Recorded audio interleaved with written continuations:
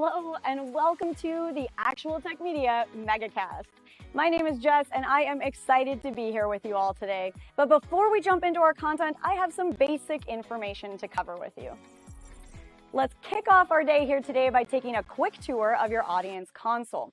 And we're going to start with the questions window. Now, if you haven't already said hi, there is a whole audience of cool humans out there, so reach out and give a wave to the other members of the Actual Tech Media community. Also, keep in mind that if you have any tech issues today, a browser refresh is going to fix just about anything. But if those tech gremlins are clinging on, no problem. Just throw a comment in the question section and our crew will be there to help. We also want this to be an informative webinar for you. So throughout today's MegaCast, we hope you'll get engaged and ask all of your burning questions. Not only will we have team members responding to you over live chat, we will also have a dedicated Q&A session at the end of our presentation. And if we do not get to your question during the webinar, don't worry, because the awesome experts that we have here with us today will be following up with you after we wrap. All right, next up on our tour, there are going to be lots of cool aha moments in the MegaCast today, and if you want to share those with your community, we've made it nice and easy for you. You can use the Twitter button right there in your audience console, and the hashtag for today's MegaCast will automatically get added to your post. And our last stop on this guided tour, be sure to check out the Handouts tab for some resources and takeaways from our speakers here today. We have an info pack collection of solution briefs, white papers, data sheets, free trials, ebooks, upcoming webinars, and more. So many great resources, so be sure to go explore. And if that wasn't enough fun, we also have some exciting prizes we will be giving away throughout the MegaCast today. I'm going to tell you a little bit more about those later on, but a few quick reminders for you all. You do need to be in attendance here live at the webinar in order to qualify to win a prize, and we will follow up with all winners after we wrap the MegaCast today. Now, all winners must submit an IRS Form W-9 to Actual Tech Media, and all winners must meet the Actual Tech Media prize terms and conditions. Now, hey, if you're not sure what those are, no problem. You can find the full T's and C's in that Handouts tab. Again, just click into the Handouts section, scroll down to the bottom, and you'll find the full T's and C's waiting for you there. Now, the absolute most important thing to remember here today is that we love getting all your insightful questions during these live webinars. In fact, we love it so much that we have a special additional prize for all you inquisitive folks out there. In today's MegaCast, we will be giving away a prize for the best question asked in each of our sessions. Now, the expert speakers and teams will review all the questions asked after the webinar, which means that even if your question does not get read out in a live session, there is still a chance to win. If you are a lucky winner here today and would like to donate the value of your prize, we have several wonderful organizations that we partner with. So let us know when we follow up about winning, and we will get that rolling for you. Again, we are so happy to have you all here with us live at the MegaCast today, and we want to keep that good feeling going. So let's connect on social. Reach out and connect with Actual Tech Media on Twitter and LinkedIn. We have lots of great content, and we always want to hear from you. Now, if you're looking for more awesome content right away after we wrap, you want to jump right in, make sure that you subscribe to the Actual Tech Media channel on YouTube. Another fun way to win a prize and to grow this awesome community is to refer an industry friend or coworker to the Actual Tech Media webinar series. Now, you're going to find a link to do that right there in that Handouts tab, and you will also be automatically redirected after we wrap today. Now, both you and your coworker, your friend, could win a prize, and we actually hold those drawings every month. So be sure you refer somebody awesome before you head out today. It could quite literally be a win-win situation. Next, we have a cool opportunity for the decision makers out there to get connected with new and emerging tech and innovative vendors. Here's how it works. All you need to do is click on the link in your Handouts tab and fill out the application. Then the Actual Tech crew will match you with some vendors that we think you should be chatting with based on your needs. There will also be fun opportunities that you can choose to join in, like surveys or test running new solutions, extended demos, and so on. You'll get some chances to win extra prizes, you'll chat with great people, and you will learn about the hottest new trends in tech. So be sure to apply, or hey, send that link to a decision maker in your team. Now, I want to take a quick minute here to remind you about one of my favorite resources, and that is ransomware.org. You can find everything you need to know about ransomware, how to prepare, how to prevent and recover. The site is jam-packed with information, helpful tips, checklists, strategic approaches, case studies, everything you need in one place. So wherever you are in your ransomware preparedness journey, there is something for you at ransomware.org. So go check it out and start exploring. All right, I have one more exciting resource I have to tell you about today, and that is the Gorilla Guide Book Club. It's going to give you access to free enterprise IT books authored by top industry experts, so you can stay up to date on trending enterprise technology. And yes, these books are going to work on your Kindle, your mobile device, and they are completely free, super easy. You can download these awesome resources at gorilla.guide, and there's a link for you in the handouts tab as well. Okay, well, we've covered a lot of important things already, and I don't know about you all, but I am excited to dive in, so let's get rolling.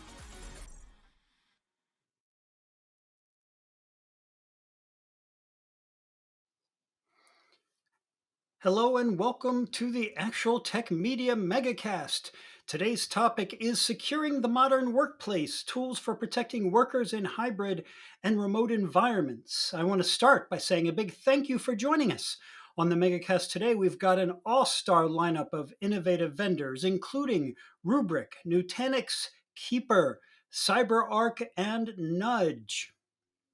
I'm Keith Ward. I'm with Actual Tech Media, and I'm really delighted to be your moderator today. Also lurking around are fellow moderators Jess Steinbach, who you've met and you'll hear more from later, and Scott Becker. Also, we are providing more than fantastic content on today's MegaCast. We have fantastic prizes too. You could win one of 5 Microsoft Surface Laptop 5s or $300 Amazon gift cards, which we are giving away every 30 minutes. How about that? We are starting with a keynote by the great Howard Cohen about how to secure your environment. Now, Howard includes a Lord of the Rings reference too, so that makes it naturally my favorite keynote of all time. Howard, we're ready to get rolling on this MegaCast, so let's get moving. The mic is all yours.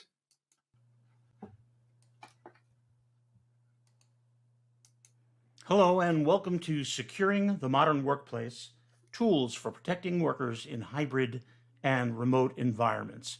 We have an exciting day of information for you, so let's get rolling on what the problem really is. By the way, I'm Howard M. Cohen. I'm a creator of compelling content. If you'd like to read some of that content, please do scan the QR code there at the bottom of the screen or visit biztechjournal.substack.com. Okay, I'm going to take you back to the good old days.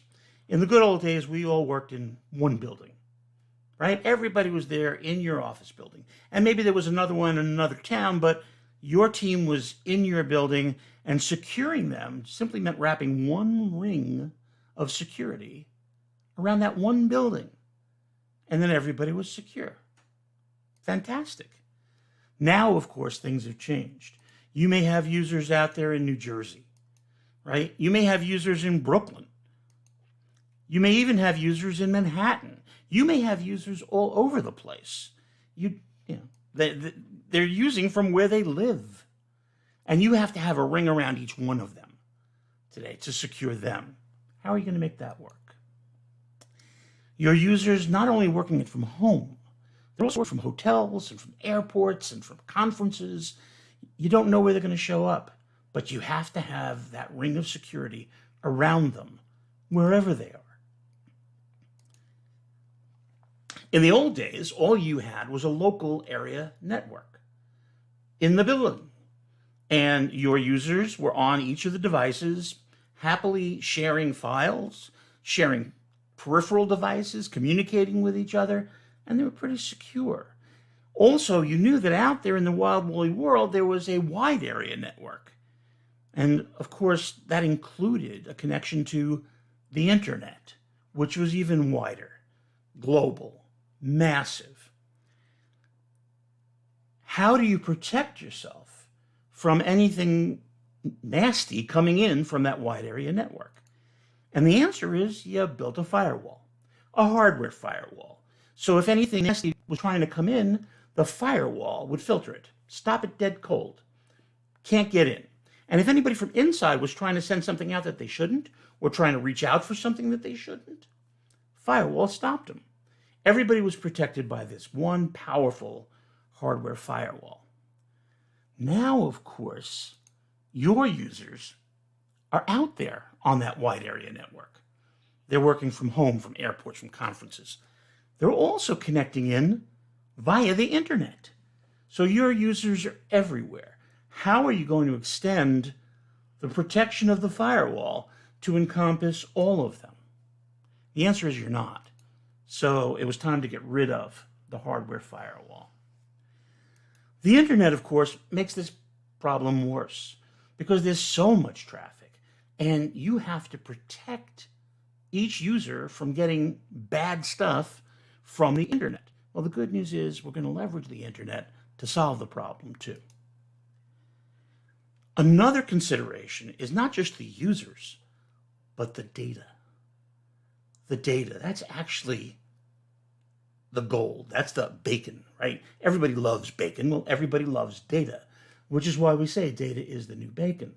You've got to make sure that nobody gets their hands on that bacon unless they're sitting at your table. Okay, so how do we protect all of this? Let's take a look at the challenges you face with security in the modern workplace. And to do that, we're going to take a look at something that was built for us by the International Standards Organization, the ISO. And they called it the Open Systems Interconnect Model. You may have heard of it referred to as the 7-layer model. It's the ISO OSI model. Yes, that is an acronym. That is a palindrome trick. Basically, here's how it works. You're a user coming into the network through the top. You're using an application. That application is being shown to you by a presentation layer, presenting it to you. Think of the presentation layer as Windows. Good example. Okay, Windows is showing you the application and letting you use it. The presentation layer is connecting into the network through the session layer. You logged in. You authenticated yourself to the session layer. Now you can use the network. You have authorization to use specific resources on the network. Now you want to move some data through the network, you're going to move it across the transport layer. The transport layer is responsible for the rules about moving data from place to place. And it uses the network layer, to convey that data to wherever it's going to. From the network, it gets to the next machine via the data link. The data link is simple. It's your network interface card or your Wi-Fi card, what have you. This connects you to the physical layer that is the network. If you ask an engineer, the network is the wires in the wall.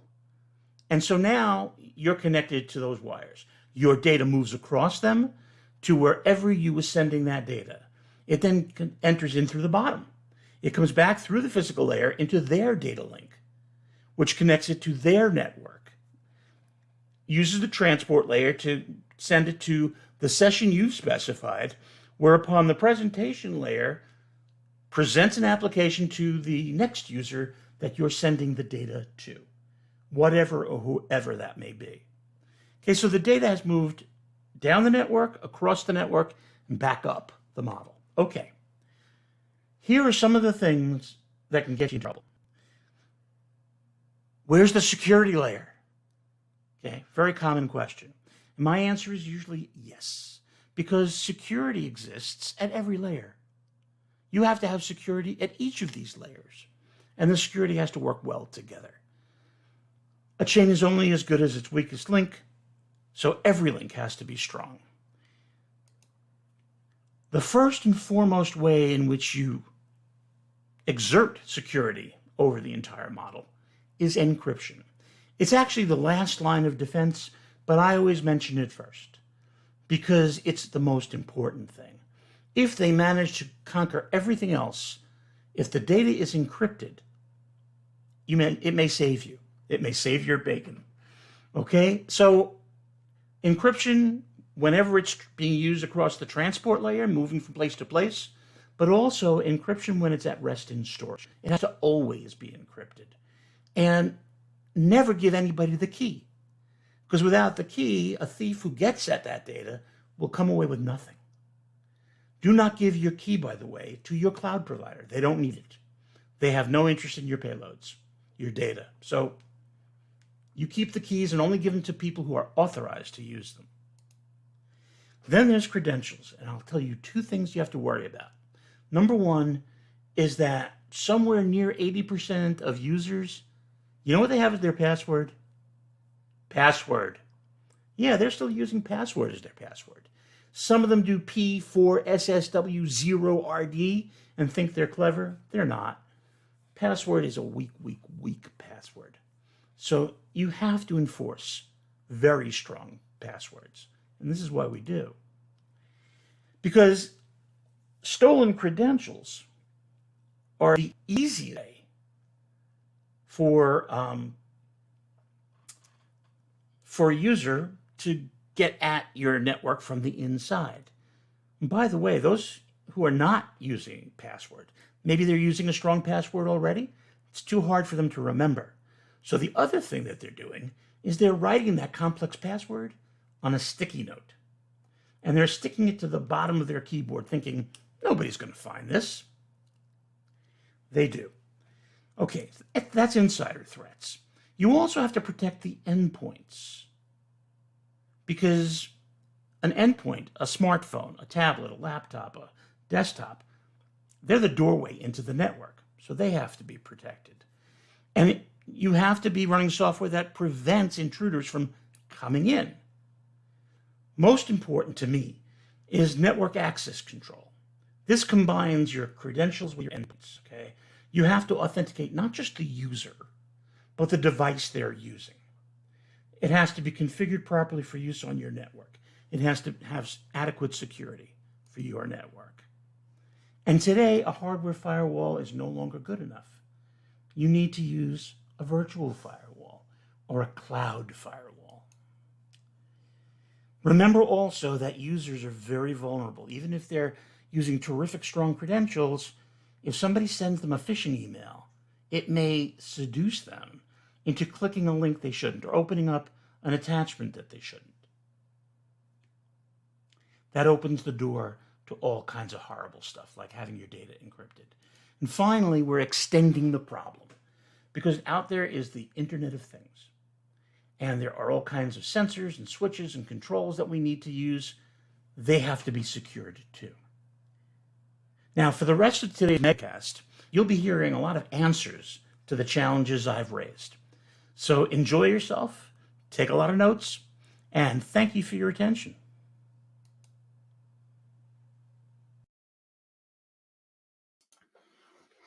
Okay, thanks for that awesome keynote, Howard. Again, the ring of power and bacon all in the same keynote. How could it just be any better than that? I don't think it could. All right, and now we are up for our first poll question of the day. We want to know what your time frame is for adding new or updating existing IT solutions at your company. Let us know now. Is it happening right away? A little bit of lead time? Are you still planning? Are you still unsure of when it is actually going to happen? So let us know. Keep those results coming. While we get ready for the first session in our MegaCast today. So let us know. Looks like a lot of you still aren't sure. And others of you are a little bit further out. So, a variety of answers, a variety of time frames. That's pretty typical here. I appreciate your feedback on that. All right. And let us now move on. It is time for the main event. And first up today is Rubrik. Presenting for Rubrik is Matt Bisceglia, Director of GTM and Sales for Security. Matt, I want to thank you for being here today. Welcome. And I'm going to turn this over to you now. Hey, Keith. Thanks for having me. Hi, folks. Matt Bisceglia with Rubrik. Appreciate you joining this session. I'm going to chat a little bit today around how Rubrik can help secure the modern workplace as more and more employees are working in a hybrid or a remote setting, and specifically how Rubrik can help protect the enterprise's data and the applications that you're running to support those individuals.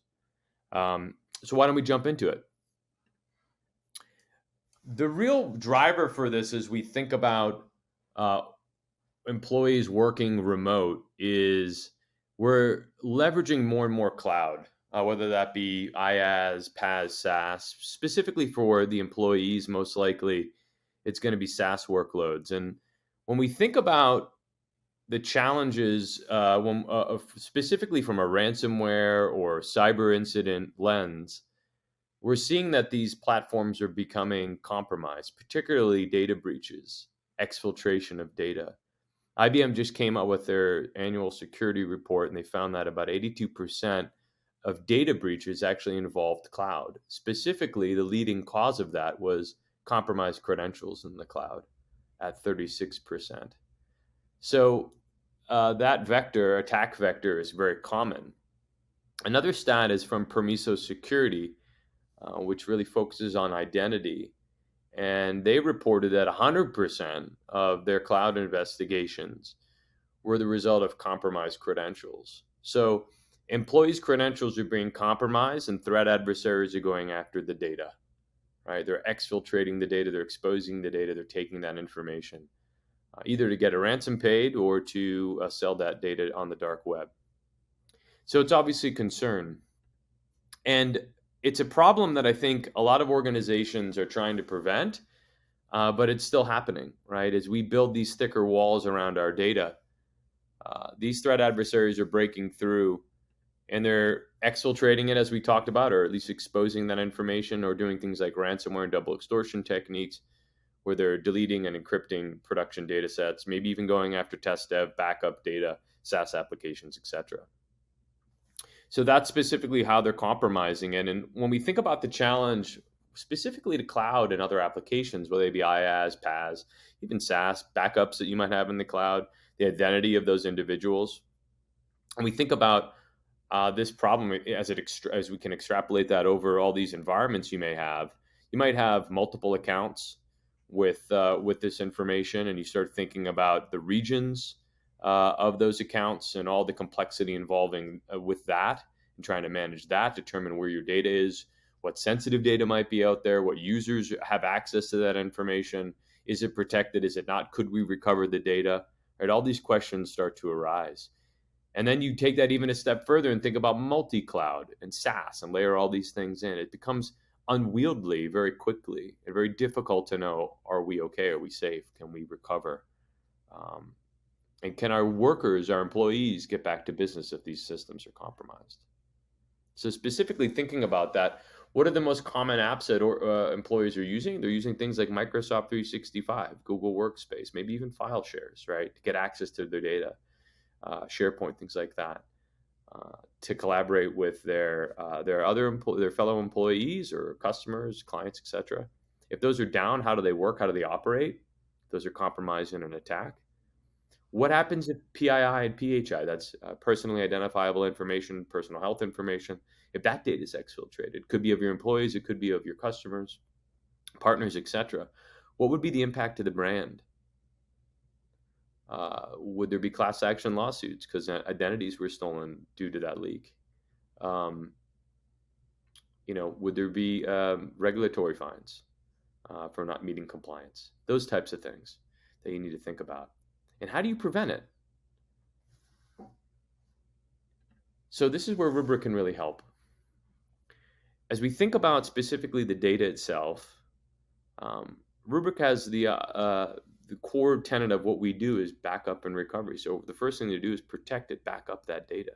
But even before you do that, you might be asking yourself, like, what do I actually need to back up and why? What's out there? And so what Rubrik also provides is the ability to classify the data, to know specifically what is sensitive, what might be intellectual property, what might be PII, PHI, where is it? Not only in cloud, but on-prem. Not only just IaaS, but PaaS and SaaS workloads. What's out there?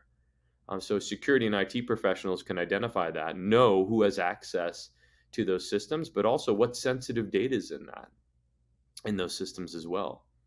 And who has access to that specific sensitive data, should they have access? And is it being protected or not? And if it isn't, then I need to find a way to protect that so it's resilient, so I can recover the data. I can copy the data, move the data if necessary to other environments to run and operate those applications while I'm recovering or dealing with an incident. When and if there is some sort of incident, what systems were compromised? down to the file folder level. If it's on-prem, what virtual machines? If it's in the cloud, was it an S3 bucket? What was impacted? What was potentially exfiltrated? What was exposed? What do the bad guys have? You can also from there determine if identities might have been compromised. If so, whose identities were they and what needs to be remediated from that perspective? And then lastly, recover the data, be able to protect and recover that data. If that data has been encrypted or deleted by a threat adversary, knowing what systems were impacted and being able to quickly recover it, doing things like going to the last known good recovery point, identifying indicators of compromise so you're not recovering malware with good code and reinfecting yourself. These are all the things that Rubrik can really help with. At the end of the day, it's all about protecting your data, making your data resilient so that your users and your applications can be up and running safely and securely as much as possible. And we take this seriously. Obviously, we put this within the NIST framework. It's really one of the things that we drive all product decisions by, whether that's things that we develop ourselves or even we do through acquisition. With the newest version of the NIST framework, when it was released, interestingly enough, it coincided with an acquisition we recently made of Laminar, which is a data security posture management platform, which helps to extend some of these core capabilities to the cloud, specifically SaaS workloads and other IaaS and PaaS workloads. And when NIST came out with the whole govern aspect of the framework, this really just helps to extend some of the govern capabilities that we have here at Rubrik to drive visibility into what's going on with your data, knowing if you're meeting compliance, and ensuring that your users are getting access to the right data. And that type of visibility is really important. And this is why we made that acquisition. So excited to have them on board. So folks, that's really all I had for you today. The goal was really just to give you a primer into how Rubrik can help you specifically when it comes to protecting the users as they access your applications and your data and ensuring that your data is protected, because it is obviously one of the most important things, if not the most important part of any organization. So appreciate your time. Hope you enjoy the rest of the conversations coming forward. Thanks, Keith. Keith, it looks like we got some good questions here. I don't know if you wanted to kind of kick things off and we could go through some of them. Yeah, absolutely. Thanks so much for that presentation, Matt. You mentioned in one of your slides there, when or if you're attacked. I think that may be a little optimistic, nowadays. I think we can pretty much safely say when you're attacked. It isn't a matter of if. The attacks are coming too fast and too furious, to put it in blockbuster movie terms, right? Everybody is vulnerable and in danger, and pretty much it's safer to assume you will be attacked, I think. And so this kind of information is so crucial these days. But you're right, we do have some great questions coming in. I want to get to those now. So first question for you today, Matt. What type of SaaS applications does Rubrik protect? Yeah, great question. We protect a number, actually. Most common being the ones that I had mentioned earlier, like Microsoft 365, Google Workspace, the collaboration tools that most organizations are leveraging. We also do things like Jira backup, so Atlassian backup, some of the Atlassian tools like Jira, working on backup and protection and visibility into things like Microsoft 365, Salesforce.com. I already mentioned M365, and even things like Snowflake. So the ability to introspect what's out there, what data is there to protect that information from harm. So those are just a handful of some of the things that we support today. Okay. Speaking of support, we have another question related to that. What cloud providers do you support? Do you work with? So there's obviously the big ones. Let's go over each of those in turn. Yeah, I think that was kind of, I'm assuming, the big three. So all of them, AWS, Azure, GCP, Google, we support all of them from an IaaS perspective. So, AWS, like RDS, S3, Azure VMs in the Azure world, Azure Blob, all that. From a GCP standpoint, pretty much all the major IaaS offerings that they have. Available on the marketplaces. So I know a lot of organizations go all in with maybe one or maybe multiple cloud partners that they want to maybe procure additional software from. Rubrik also has partnerships with that, with them there, so you can procure through marketplace. And we're some of the strongest partners, particularly Microsoft, doing a lot of joint development with them. And a lot of integrations, not only just protection and visibility, but even integrations into the stack, like things like the ability into Azure Sentinel and Azure Defender.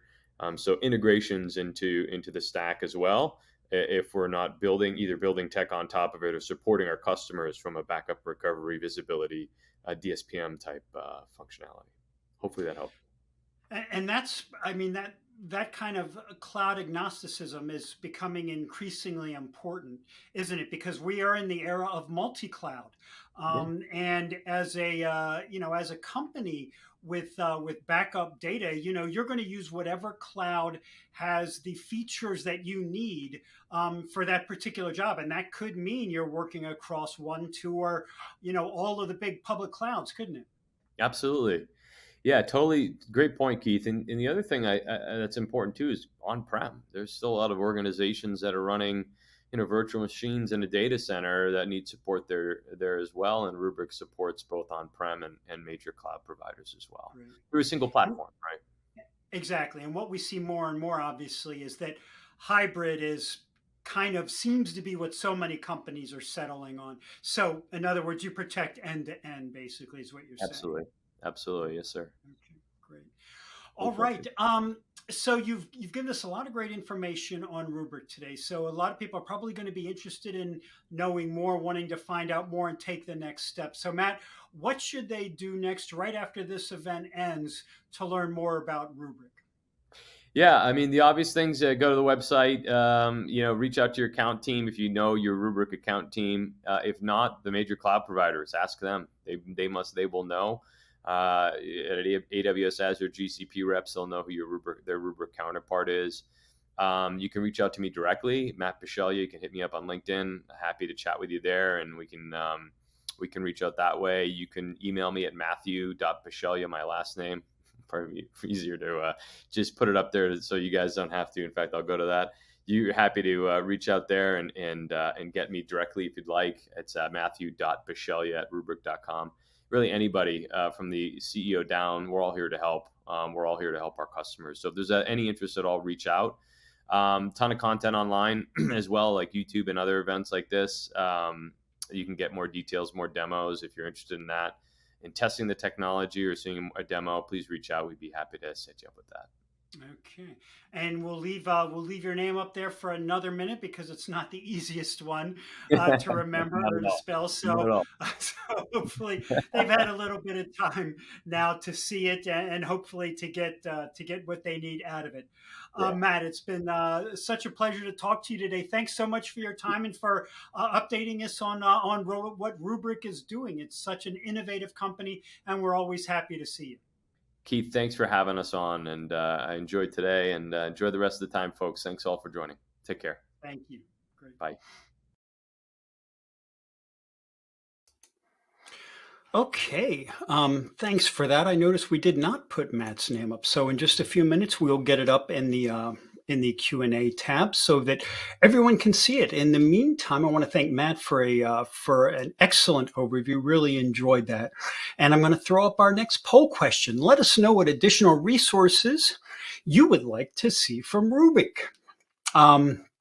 So Matt also wanted me to mention that he and the Rubrik team will do their best to respond to all the questions that came in today. So if yours wasn't answered, don't worry. They will follow up with you. I also want to remind everyone to get the Rubrik handout. It's a great blog entry on the risks of S3 replication and database dumps. So really solid information in that. And I would encourage you to get it now. All right, keep taking the poll. You got another minute or so. And what I am going to do next is one of the fun parts of this, and that is to give away the first prizes of the day. So why don't we do that here? The winner of the first $300 Amazon gift card for this session is Kunal Gupta from Texas. And the winner of the first grand prize, that Surface 5 laptop for this event, is Mike Sullivan from Washington. So congratulations to both of you. We'll be in touch soon about helping get you your prizes. And with that, everyone, let's get to our next session. What do you say, huh? Waiting patiently on deck is Nutanix, and presenting for Nutanix is the highly entertaining Sean Donahue, an evangelist, and he is appropriately named given his enthusiasm. Sean is ready to go. So you know what? I'm going to turn that over to him now. All right. Thank you very much for that introduction. You know, I am so excited to be here at this event with you today, and I appreciate you taking time out of your calendar to join us at this event. What I'm going to do now is I want to go into the world of EUC, and we're going to look at EUC and end user computing. And the question is, do you EUC? And you do. Regardless of what you've been calling it, if it's a physical desktop, if it's a virtual desktop infrastructure, if it's server-based computing or DaaS, it's all EUC. It falls under that umbrella for end user compute. And that's what we're here to talk about this morning. And what I want to start off with, that story arc. What are some of those concerns, those common EUC roadblocks that you and I may have experienced over the past 19, 20 years, however long you've been doing this? We are always confronted with those long deployment times. It's not as agile as we always wanted it to be. And those large upfront costs of building the data center and building the endpoint devices and getting those two married, as the accountants call it, the CapEx of that. And we really today, we want to move into more an operating model, an OpEx model. But then there's also scalability. As we use more and more VDI EUC, it's that ability to scale. And nobody saw that or felt that more impactfully than we did in 2020, when we suddenly had to scale our EUC environments to cover everyone in the organization. But all of these things come together in that perfect storm. And if we don't get it right, we end up with unhappy users. And I can feel the question out there that people are asking: unhappy users? When did we start caring about happy users? We have to care about our users because they now can go out into shadow IT and they can now start using and procuring their own solutions. So no longer is it you just give them what you give them, the beige box under their desk, and they just use it and you don't have to worry about their happiness. We actually have CSAT surveys now where the customer satisfaction, it's that employee satisfaction that gets measured. And we really do care about it because unhappy employees lead to unproductive employees, and productivity is time and time is money. You know the whole story. I don't have to go on and on about that. There are a couple of interesting stats here that I want to call our attention to on the slide. I find it very intriguing, very enlightening. 50% of companies see outdated technology in infrastructure as an inhibitor, and that is true. That outdated technology can really cripple us, can really hobble us, like Aaron Rodgers in the beginning of that Jets game. Oh my gosh. And then 40% of companies say that IT can't respond to requests fast enough. How true is that? We cannot get to those requests that are coming in for the new applications, the new services, the new desktops, and the new devices quick enough. And that is very, very true. Those are some common roadblocks. And I bring those up because I want to come back to those roadblocks in just a second and tell you how Nutanix, and with Nutanix EUC, we're going to address those roadblocks and make them go away. But we also want to look at the basic fact of the matter is, and this is true if you've been in EUC, VDI, Citrix Zen Desktop, or VMware, if you've been in the technology space 4, 5, 10, 15 years. Me, I've been in it for 20 plus years. I don't want to shed too much light on how long I've been in it, but it is becoming increasingly complex. And I like to liken this to an automobile and starting up an automobile. Back in the old days, we used to know every piece and every component that was involved in starting up an automobile, a car. We knew about the fuel. We knew about the air mixture. We knew about the spark. We knew about the timing. We knew everything. Today, we get into the car and it's as simple as just pushing a button and the car starts, but it's still complex behind the scenes. The complexity is just getting covered over. So as seamless as EUC VDI could seem to the user, we in IT on the back end, we're dealing with the compute platforms. We're dealing, whether it's physical or cloud, we're dealing with that data, the user profiles, the personalization, the actual policies that have to be applied. We're dealing with the management. We're dealing with the security, the continuity, disaster recovery, and business continuity, and that stability of endpoint environments and keeping those employees up and running. And that's what's so important here today. So the complexity may seem like it's easier today, but those parts are still running. They're still firing off with one another. And we have to keep our eye on that in IT. And we also want to keep our eye on the future. Where are we going? But I'm going to ask you this before I move on to that next slide. The question is this really the future? Or is this the present? Ooh, that's a brain tickler there, huh? Is this the future or is the present? I don't mean the present like today is a gift. It's a present. It's the hybrid multi-cloud. And I'm going to spend a little bit more time on this as we progress through. But hybrid multi-cloud, is it the future or is it what you're actually living in today? And I want to differentiate between what a hybrid cloud is and what a hybrid multi-cloud is. And there's a lot of misconceptions and a lot of interpretation as to what they are. You may be running your VDI environments. This is Citrix again, Citrix Virtual Apps and Desktops, long-standing leader in this place. You may be running them all on-prem today. That's good. Everybody's welcome here, whether your EUC is on-prem or in the cloud. Everybody's dealing with the same challenges. Or you may have rotated to be a cloud endpoint environment for your EUC or a cloud environment for your EUC, known affectionately as DaaS, Desktop as a Service. And it's interesting that a lot of companies a few years ago really over-rotated into the cloud economy. And everything was cloud. It was cloud, cloud, cloud, cloud, cloud. So much to the fact, or so much to the point that I actually coined the phrase and registered the domain name Cloud Nauseum, because it's marketing and sales material about cloud to the point of nausea. So it was over rotating into the cloud and everything was DaaS and every workload was made for the cloud and every workload should be in the cloud. But in reality, it's that shifting to the center.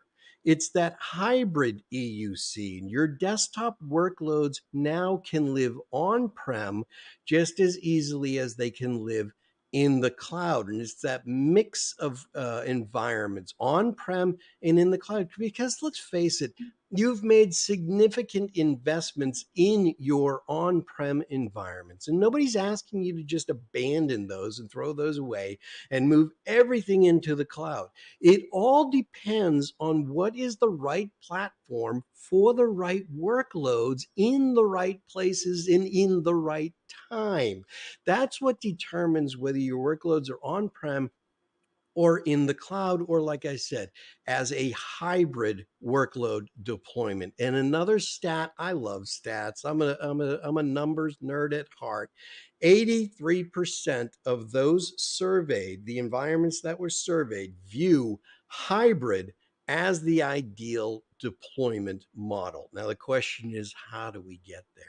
And since EUC and your virtual desktops are one of the most common and most prominent workloads in your environment, no surprise that that's what I'm here to talk about today, because specifically we're talking about EUC, Nutanix EUC in the hybrid multi-cloud. Because what we found out was that a lot of people have been using their private cloud environments for years, forever and a day. If you go back 5 years, 10 years, 15 years, even 20 years in some cases, and you recall that our end user, our VDI environments were actually all stored and run in the private cloud. We had our EUC broker, our VDI brokers in the private cloud. We had our images, we had our desktops and apps, we had our user profiles, and everything sat within that data center, in that sanctity of the corporate vault in the private cloud. And then about 2009, somewhere in that area, I was sitting in the audience in Las Vegas at the Mandalay Bay when Microsoft's vice president got up and introduced Azure. Microsoft Azure, and it was the public cloud. Now, suddenly everything had to pivot to the public cloud. The public cloud was right for everything, every workload. And if we look at virtual desktops as a workload, because it is the most common, most prominent workload in our environment, then it would make sense that we would say, okay, that VDI, that EUC broker, the base images, the desktops, the apps, the user persona or user profile, all of that should be in the cloud. Everything should be cloud modeled and everything should live in the public cloud. And it was all cloud, cloud, cloud, cloud, cloud. And every marketing and every sales message was cloud. But the challenge was that many people were still running everything in the private cloud. So were we standing up two separate and distinct clouds? Our EUC environments in the private cloud and another EUC environment in the public cloud. In fact, a recent survey by a group called Desktop Like a Pro came out with the results, and the respondents actually said, yes, I'm running hybrid cloud. But if we peel back a layer on that onion, we find that they actually are running two separate environments, one entirely in the private cloud, one entirely in the public cloud. And they were two distinct environments. Never the two shall meet. And they were separately managed and they were separately supported. And that forced us to maintain these two environments for different reasons. But it increased our complexity, increased our operational headaches, and it really added to the burden. It's not true hybrid cloud. True hybrid cloud is when you weave them together. You need a management plane to do that. You need the underlying fabric that's going to unite your private cloud and your public cloud and manage them as one. And that, my friends, is when I introduce the Nutanix Cloud Platform as the underlying, the fabric of the clouds that allows you to manage it all seamlessly from within one management plane. And I know what you're saying. I can hear it out there. I have a sixth sense for questions that audiences have on the top of their minds. And the question that everybody's asking themselves right now is his shirt supposed to be that tight? And that's really not relevant to the conversation. The number two question that's on the top of everybody's mind now is, what the heck is a multi-cloud? And that's where we're introducing this concept that it's a private cloud, a public cloud, that's hybrid cloud. Hybrid multi-cloud now is private cloud, public cloud, AWS, public cloud, Azure, a little bit of all of them. And with Nutanix Cloud Platform, you can actually seamlessly move your workloads portable across all of the clouds between private, public, and other public clouds, and then back to private when the need arises. For example, I'm going to show you, and this is where I'm so proud of my PowerPoint skills. Here we have in our private cloud the workloads themselves. Those are our desktop workloads running in the private cloud. With Nutanix Cloud Platform, we have the workload portability. We can move those workloads from on-prem, poof, right into the public cloud. And we can move them into the other public cloud from AWS to Azure if we want to. This is what I like to refer to as Power Glide, because we're gliding those workloads across all of those cloud environments. And when the need arises, we can go back to private cloud again and seamlessly shift those workloads between the two. And we can even move those workloads from private cloud to public cloud and have them running simultaneously and again managed from one interface. This is flexibility. This is the true hybrid multi-cloud environment because the workloads are portable. But get this, and I hope you're sitting down because buckle up, this is going to be a big one. The licenses are portable as well. So your Nutanix VDI EUC license is portable between the private cloud and public cloud, and they shift seamlessly back and forth. That's what makes it so valuable and so powerful for you. In fact, the licenses, the NC2 on Azure is currently available for procurement via the Azure Marketplace. And yes, you can use your Azure consumption credit commitments. This is what we've commonly referred to as your MAC, your MACC commitments with those NC2 licenses. It's an amazing thing. Amazing. Here are the top three that I want to talk about. These are the three paths that a lot of administrators that I hang out with, that I knock back coffee with, knock back a couple of beers with, these are their top three paths for the hybrid multi-cloud when talking about EUC. We already talked about cloud management. So that's taking that VDI broker. Let's say you're running Citrix. Why not? We're friends. We can say we're running Citrix. Let's say you're running Citrix as that VDI broker. It's now uploading that VDI broker responsibility into the cloud. And now Citrix is maintaining it. Citrix is updating it. Citrix is taking care of the patches and the fixes for you. How about disaster recovery? That's the one that I geek out on the most, is being able to roll your workloads in the event of a disaster, power outage, whatever it happens to be. Somebody knocks out the sewer line, shuts the building down. The workloads are right there in the cloud for you, and you can have your employees working from anywhere. And we just talked about that workload portability, the fact that you can have those workloads on-prem in the private cloud, put them up to the public cloud and shift or power glide them around. No need for capacity planning anymore because they can live wherever you want them to. You can have them loaded and running in any cloud environment you wish. But now, as we used to say, the rest of the story, because it's not just about EUC and it's not just about the workloads. We have to pay attention to the data, because it's all about the data, the application data, the user data. It's all about the data that we're creating, generating, and working with every day. Did you know, and Keith, maybe you knew, every day 181 zettabytes, that's with a Z, zettabytes of data is being created and consumed. That's 181 zettabytes. So we have to pay attention to it.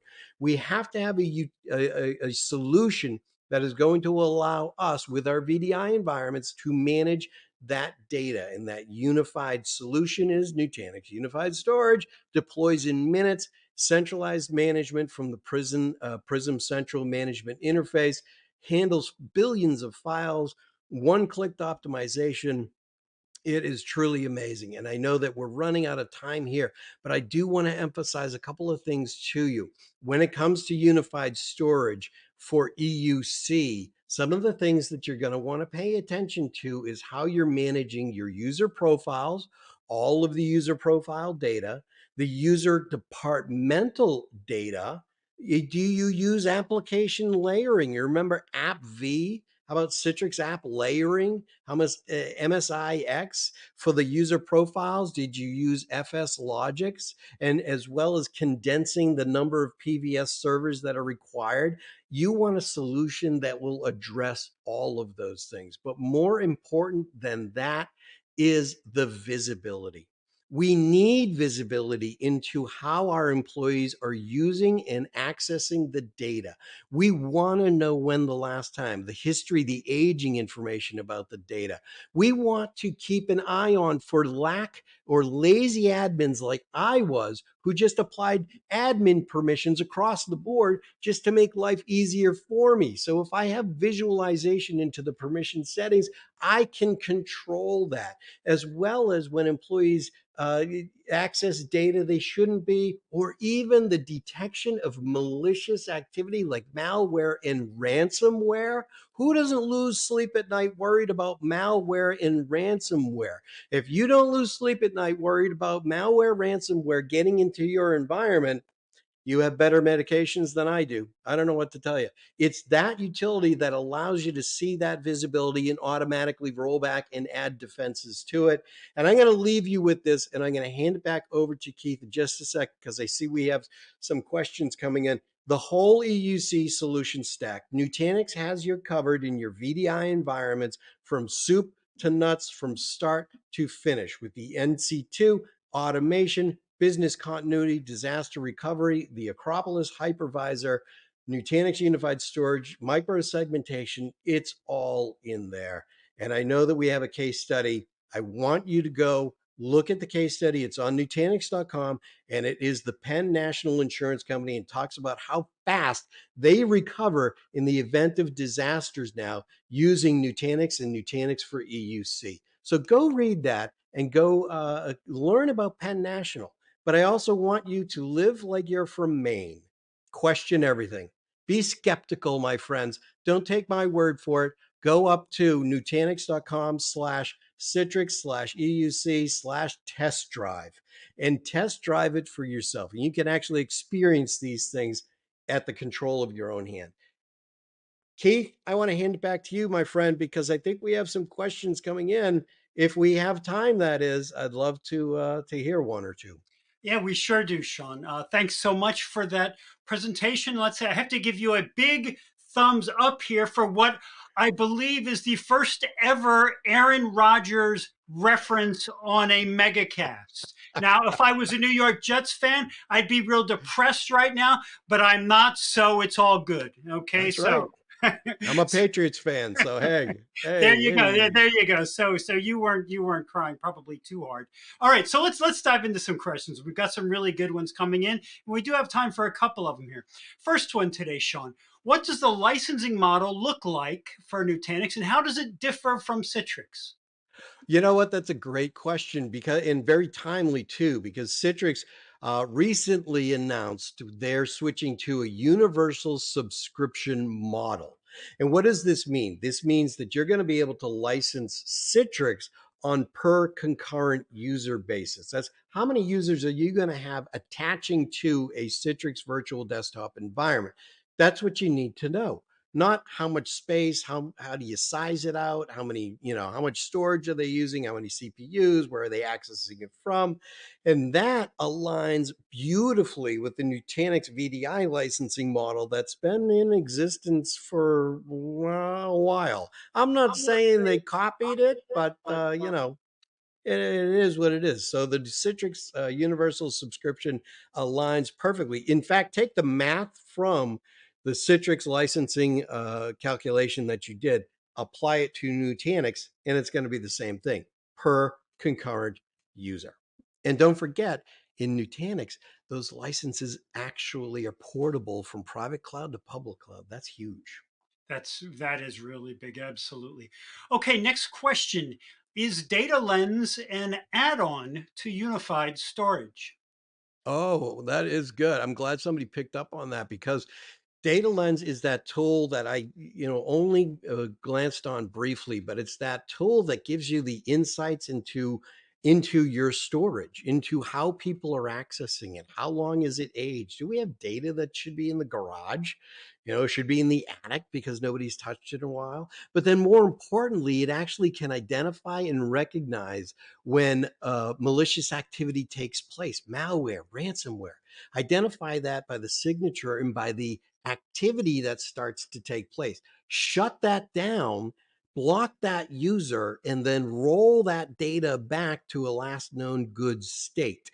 And there's so much more that Data Lens can use. So Data Lens, between you and me, Keith, Data Lens is free for a year to customers who have unified storage already. So that's a good one. I like that. Yeah, that's great.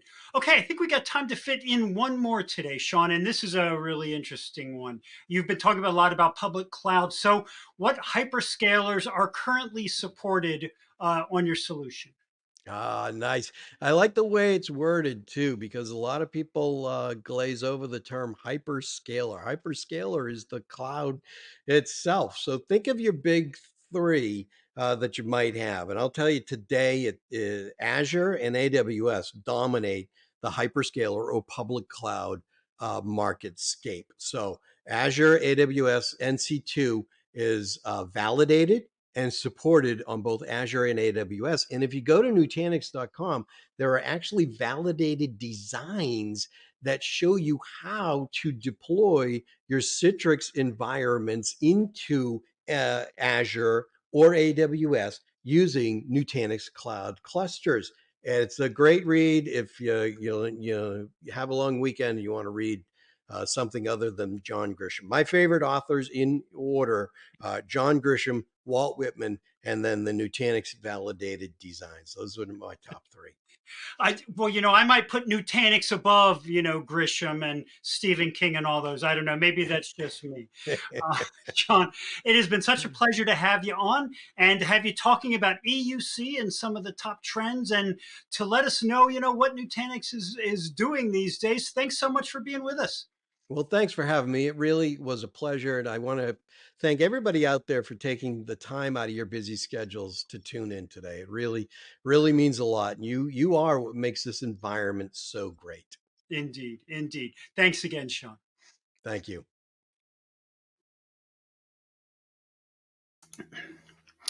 Now, I wasn't kidding about Sean, was I? It is always such a pleasure to have him as a presenter.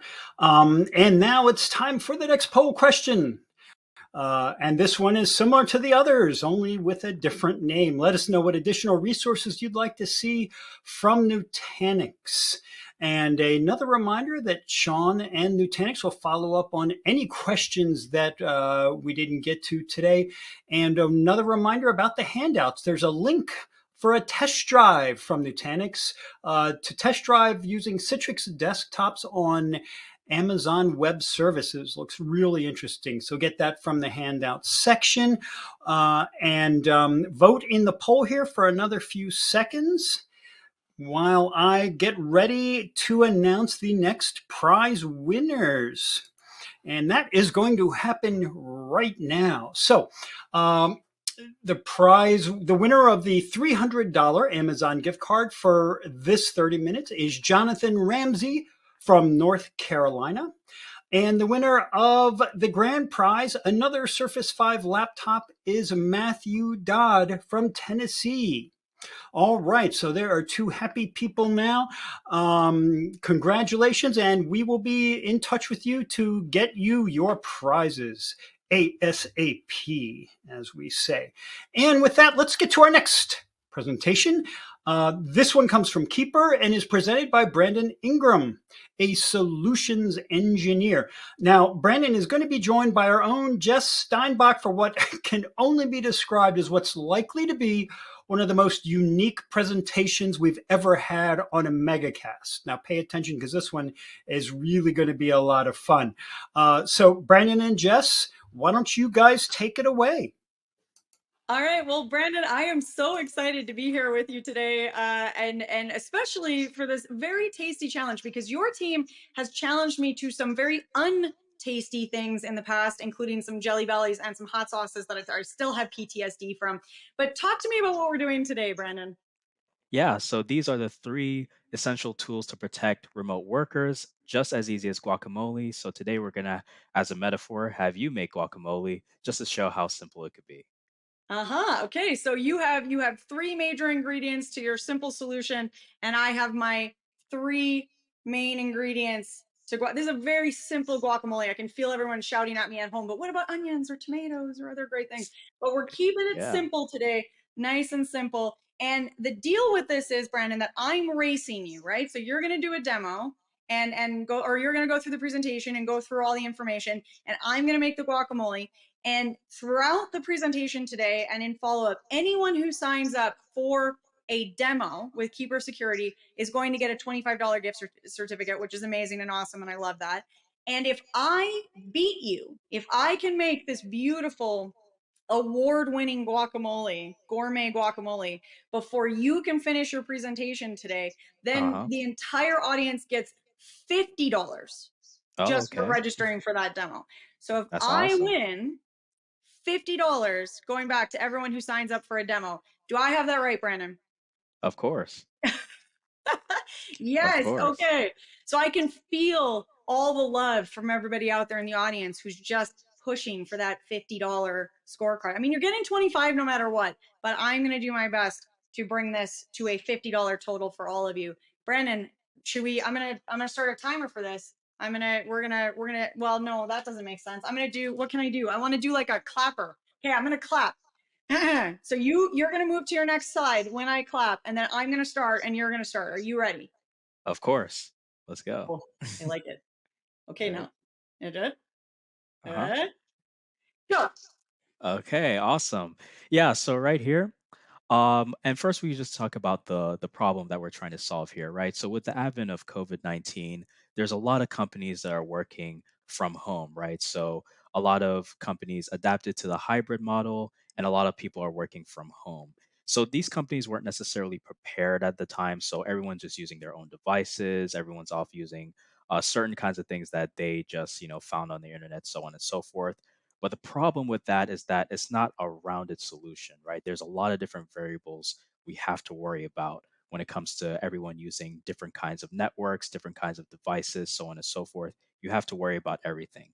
So it expands the attack surface in the sense that if there's a vulnerability with one thing, right, it could be anything and that can affect that one employee and then it could spread throughout the network or throughout the company versus if everyone's using the same thing, we could just keep our eye on that one thing and we just have that one thing to worry about, right? So that's basically the variability with using different kinds of networks and stuff like that with that solution there. So we're just going to move to the next slide. We have our Keeper PAM solution that's comprised of our enterprise management as well as our secrets management and privilege management right here. So these are essentially the three ingredients that Jess right here is using with the guacamole here. Any update, Jess? This is going really well. I'm not going to lie to you, Brandon. I'm feeling very confident about this $50 going to everyone in our audience. Awesome. All right, let's move to the next slide, which will be our enterprise password management. So this is basically a way to store all of your, secure credentials. You can rotate your passwords and everything like that, and you can do as much auditing as you would like to make sure you're in compliance and gives you that sort of visibility.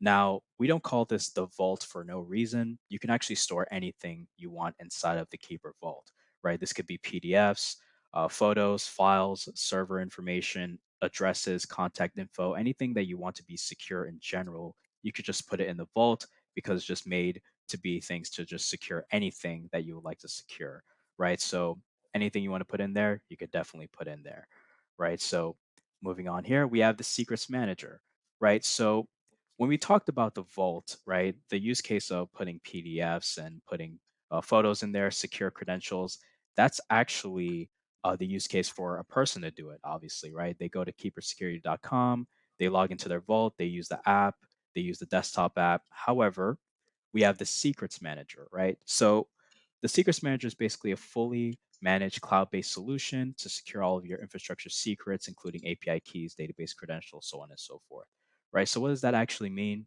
Let's say you're developing an app, right? And in this app, you have to put some very important things, right? So this could be API keys to access certain things, so on and so forth.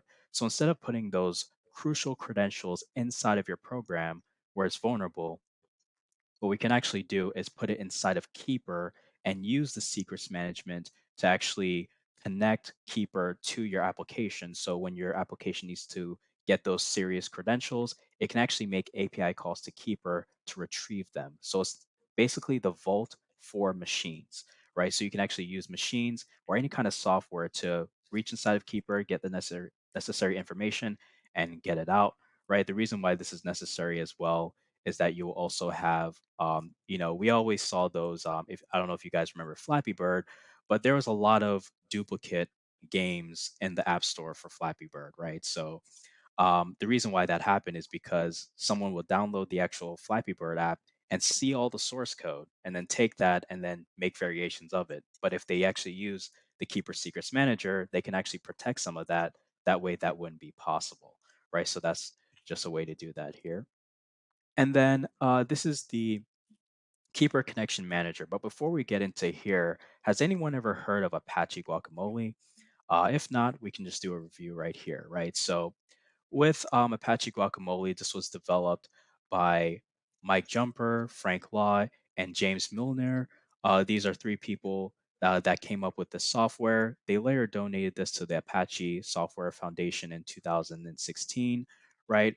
But this is basically a thing that they made here. So what this is you had Mike who, fresh out of college or while he was in college, he was working for a company, but that company had really restrictive rules, right? So you couldn't really use a company computer and log into whatever you want to log into. So Mike basically developed this software to where he can basically use a web browser to access his computer from home to do whatever he wanted to do, right? Because there was a lot of different restrictions. And you couldn't use a VPN, you couldn't change port numbers, you couldn't use those protocols, right? So Mike developed this software to do it, and it worked pretty well, right? So Mike, Frank, and James, decided to turn into Glyptodon, which is basically the enterprise version of Apache Guacamole, right? So when they turn it into Glyptodon, this is where Keeper actually comes in. We actually have our co-founders, Darren Gucciani, as well as Craig Lurie, are reaching out to the team at Apache Guacamole or Glyptodon, and they talked about an integration into Keeper's current IAM solution, right? And once they did that, we actually came up with the Keeper Connection Manager. And of course, Mike, James, and Frank are currently on the Keeper team. They're awesome people, as well as very intelligent people to work with, right? So that's what we have there when it comes to the story of how the Connection Manager came about. And we have I'm these. done. I'm done. I need Oh, you, awesome. I need you to know that the folks out there have just gotten $50 when they sign up for a demo because look at this guacamole. Look how perfect that is. Ooh, look at the Awesome. color. That's Yeah, great. I nailed that. And for anyone out there that was freaking out watching me put salt on this, I need you to know that my salt shaker is terrible and very little comes out. So it looked like I was aggressively over salting, but it's actually quite nice. That's important. That's great. Yeah. So with that $50, guys, you could probably, go to Chipotle, get two burrito bowls, maybe some Mm-hmm. chips with the guac. Yeah. So that's what we could do there. But yeah. So looks like Jess won that $50. That's great. And Mm-hmm. yeah, we could continue here with this presentation. So with the connection manager, what's so special about it? Can I use something else?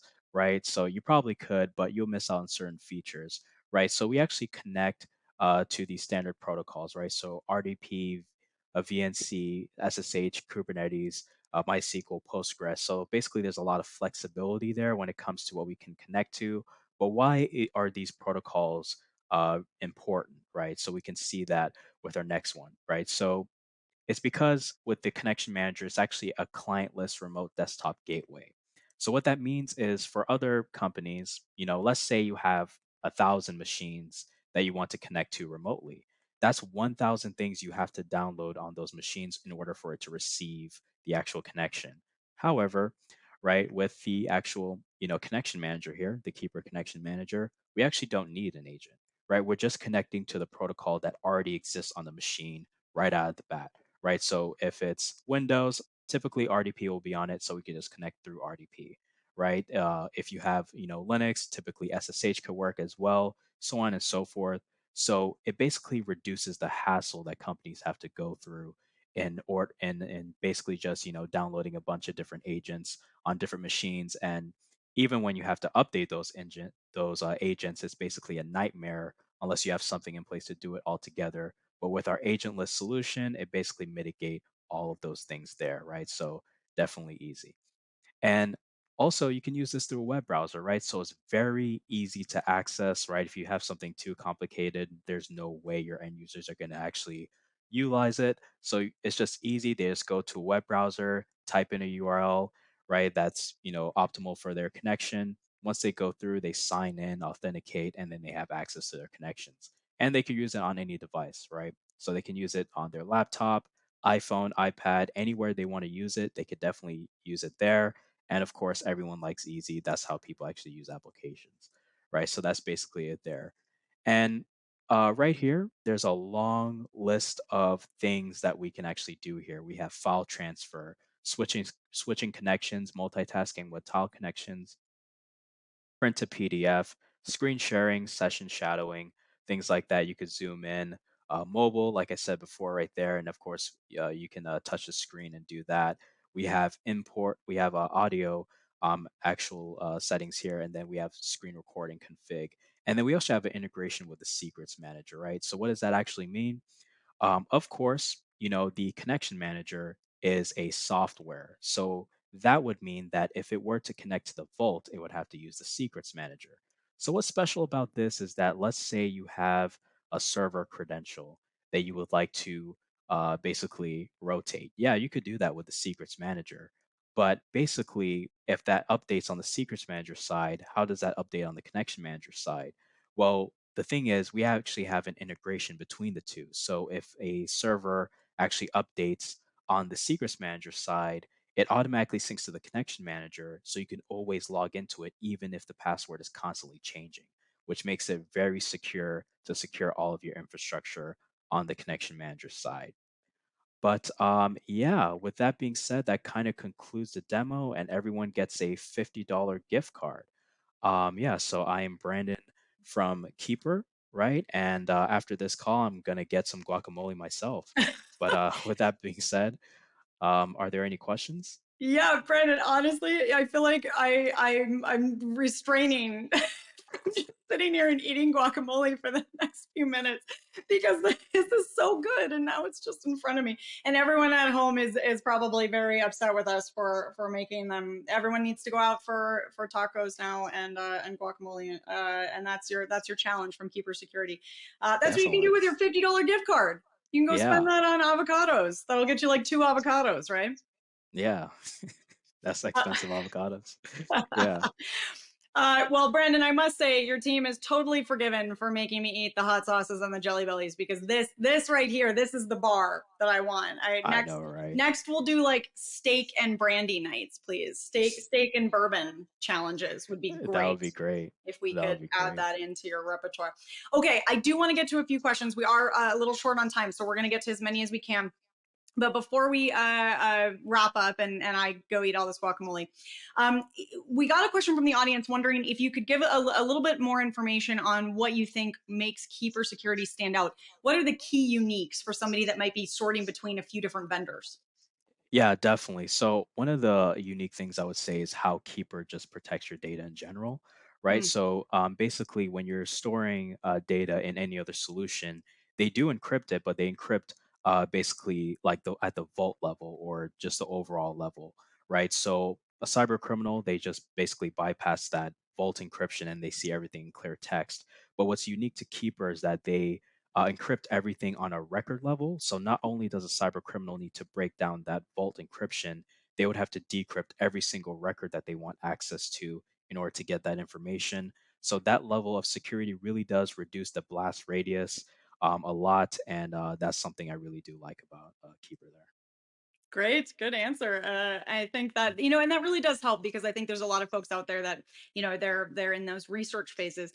Speaking of which, this is an interesting one, and maybe it dovetails onto the answer you just gave us. But we have someone in the audience who it sounds like they have to make an argument to their team. They have to convince the higher ups to invest in anytime they're looking at a new solution. So, is there a specific ROI or kind of argument that you would give them to bring to their leadership team in terms of why Keeper Security? Yeah, definitely. So, one of the things that basically with Keepers that just makes the end user experience move a lot smoother, right? So, with security, there's this age old battle of the more secure something is, the less convenient it is, and the more convenient something is, the less secure it is. But Keeper really does try hard to make the balance as optimal as possible. And I really do think we achieve that, right? So, it's one of those solutions where, once you log in, it's highly encrypted, but you're still not like waiting a long time to get inside your vault. It decrypts really fast. You're logging into all your credentials. We have the browser extension to help you out. We're supported on many different platforms, mobile for you on the go. And then, we also have the desktop application. We have a CLI for our more complicated folks out there. So we're very flexible, very convenient as much as possible. Our Mm. support is great. We have, lines and, lines that are open as well as email support. You can message anytime you run into anything. We can definitely hop on a call with someone like me or anybody else on my team, right? So those are the things I would say is that we really do balance security and convenience very well. Ooh, that's great because we did get a couple of questions about the size of organization or if there's specific industries that this may or may not work for. And what I'm hearing from you is that you'll kind of work with, and so even like in a smaller team where they don't have maybe as many of the human resources to kind of implement and manage, your team can kind of help and support. So you don't have to be a giant enterprise to work with Keeper Security. Absolutely, right? We support all different sizes of companies. Awesome. Okay. I always like to hear that. It's very hard, I must say, to be focusing on these questions when I'm sitting here next to this lovely bowl of guacamole, which doesn't look that appetizing. I should have brought like a paper towel to like clear off the outside so I could have made this nice show. Also, handy dandy trick for anyone who doesn't already do this. If you put the pit back in your guacamole, it keeps it green longer. Oh, That's that's a nice my tip there. my fun tip for all of you out there: put the pit back in your guacamole, and it adds a nice little weird garnish, and also keeps your guacamole green. Anyways, let's get back to the audience here. Are there any interesting use cases that you would want to share? Something that you found kind of intriguing or interesting, kind of seen as a case study? Yeah, definitely. So, one of our newer use cases, I would say, is that, with Keeper, we actually support passkeys now. So basically, with typical use of passkeys, you can store it on your phone or on your laptop or things like that. But the problem is that it's actually stored in that system only, right? So if you wanted to, move it to a different device or anything like that, it may be troublesome. Even if you wanted to temporarily give access to your account to somebody else, that's a hassle, right? But with Keeper, just like how you can share credentials, you can store that passkey inside of Keeper and actually share it with your colleagues, so on and so forth. That way you won't lose it. And of course, with Keeper, we do have the recovery phrase, right? So just in case if you forget that password, you can always get in with that recovery phrase. Same thing with like a crypto wallet, right? The 24 words. But yeah, I would say the passkeys is definitely a very useful use case these days. That's cool. Okay, well, we're getting close to the end of our time here, Brendan, which means I get to go eat my guacamole very soon. But before, we didn't think about this, that I was going to make the guacamole and then have to sit next to it while it hangs out and just looks great.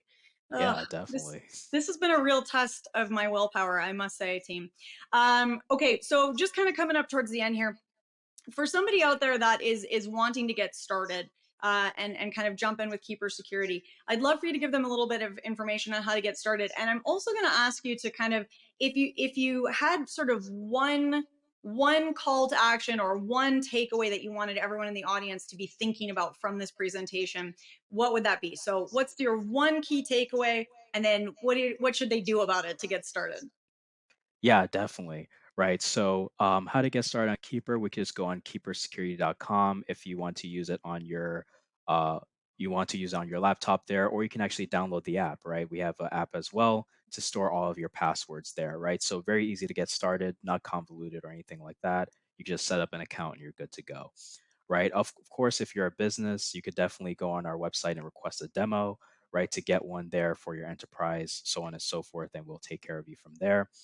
But yeah, when it comes to one takeaway I'll give to the audience is that I would say cybersecurity in general, or like a solution like Keeper, is kind of like flood insurance. We never really think of getting it until something happens, and it's like, okay, it would be nice to have that. So it's good to be ahead of the ball, get this going and then protect your credentials ahead of time, because it's rather, good to have it ahead of time instead of waiting for something to happen and then we take action. So that's one thing I'll do as a takeaway. That's a great takeaway. And Brendan, I want to say I really genuinely enjoyed this presentation and had a lot of fun. I did not think to bring any cleanup implements, so I am covered in lime juice, a little bit of avocado. I also squirted lime juice all over my workstation. So I think it's clear to me and fair to say that I will never be a part of Top Chef and should be nowhere near Gordon Ramsay. However, I do think that we've all learned a little bit of something about Keeper security and gotten a really clear idea of how that solution might work for us. And that has been a lot of fun, Brendan. So I want to thank you very much for being here with us today and for this wonderful Jelly Belly and hot sauce free challenge. Thank you so much for that. Of course. Awesome. Oh, and to everyone out there, don't forget to sign up for the demo. Right? Yeah. I got so distracted by the guacamole. Brandon, demo. So if you use that QR code there on your screen, you can go sign up for that demo. And now because the great and wonderful Chef Jess has completed the guacamole, you all get $50 instead of $25. So $50 if you sign up for a demo. This is a very exciting offer. So go get that go get the demo, go get the $50, and then go get your own avocados. And that is your key takeaway from this presentation today. Brandon, thank you so much for being here with us. Absolutely. Absolutely. I enjoyed my time here.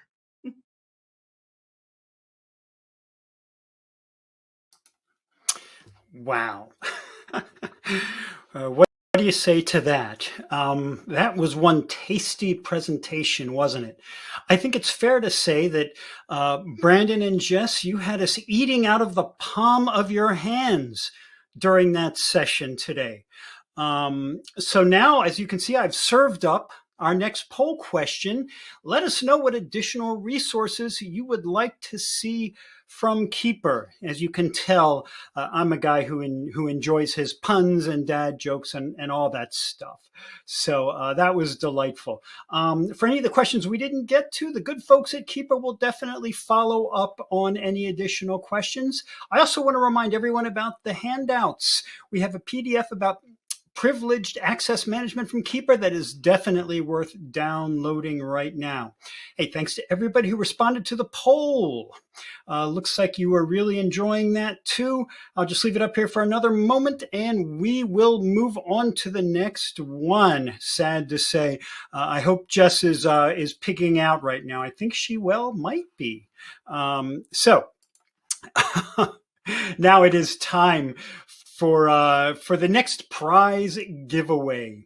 The next one we have is a $300 gift card, and that goes to Dave Ward, no relation, I think, from Kentucky, the winner of the grand prize.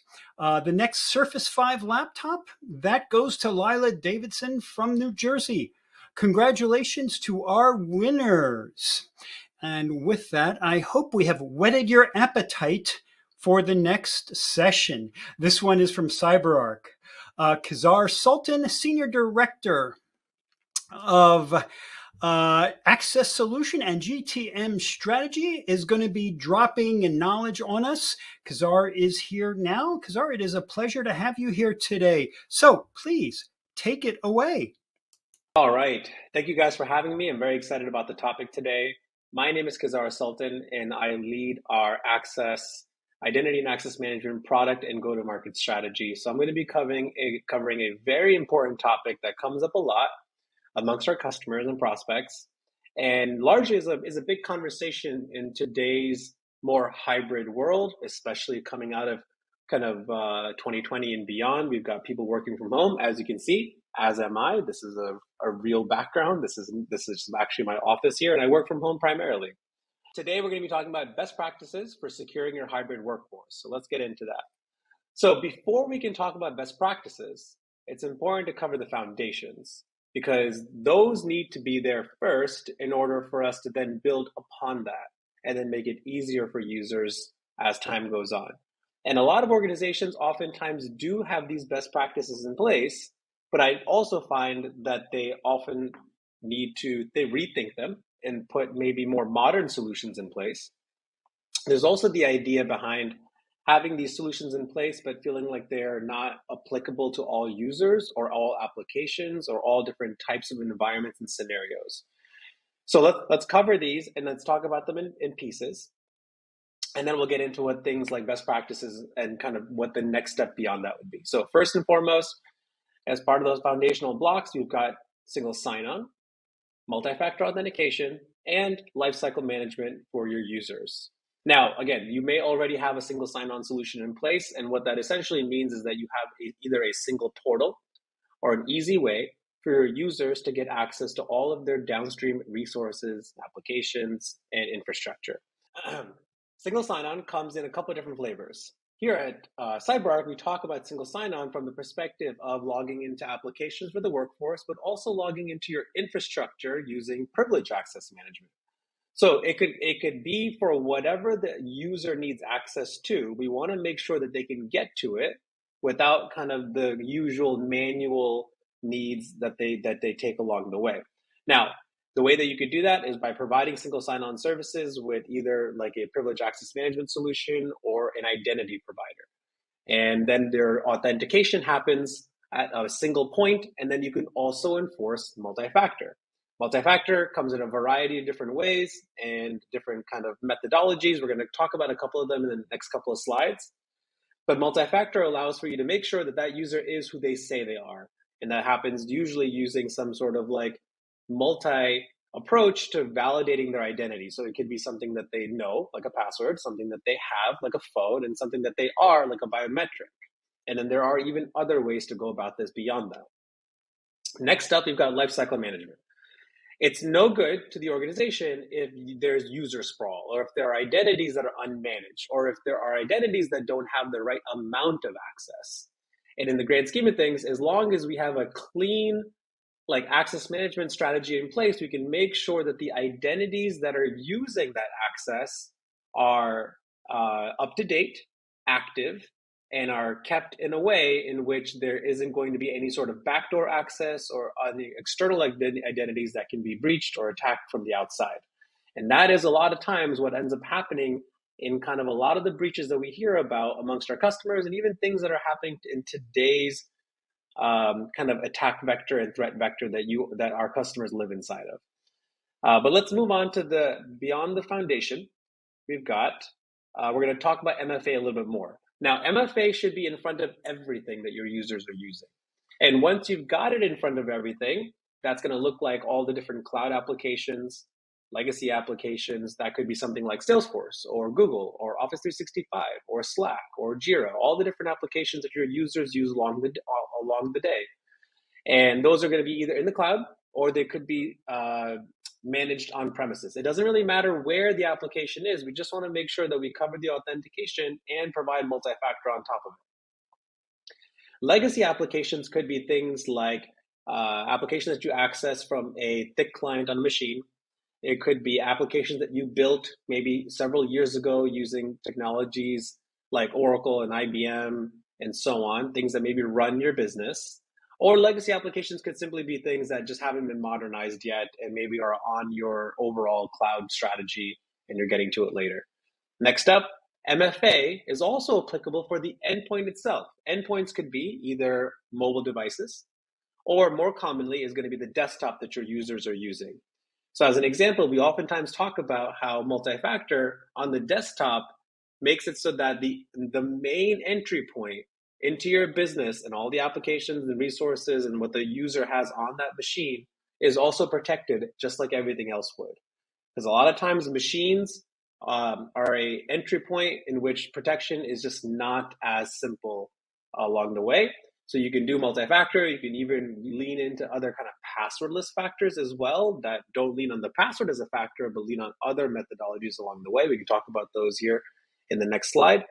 But endpoints is another area where multi-factor ends up being very popular amongst our customers and prospects.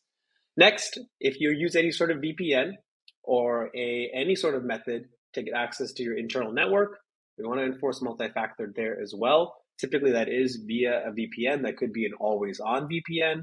That could be a VPN that the user logs into a couple of times throughout the day.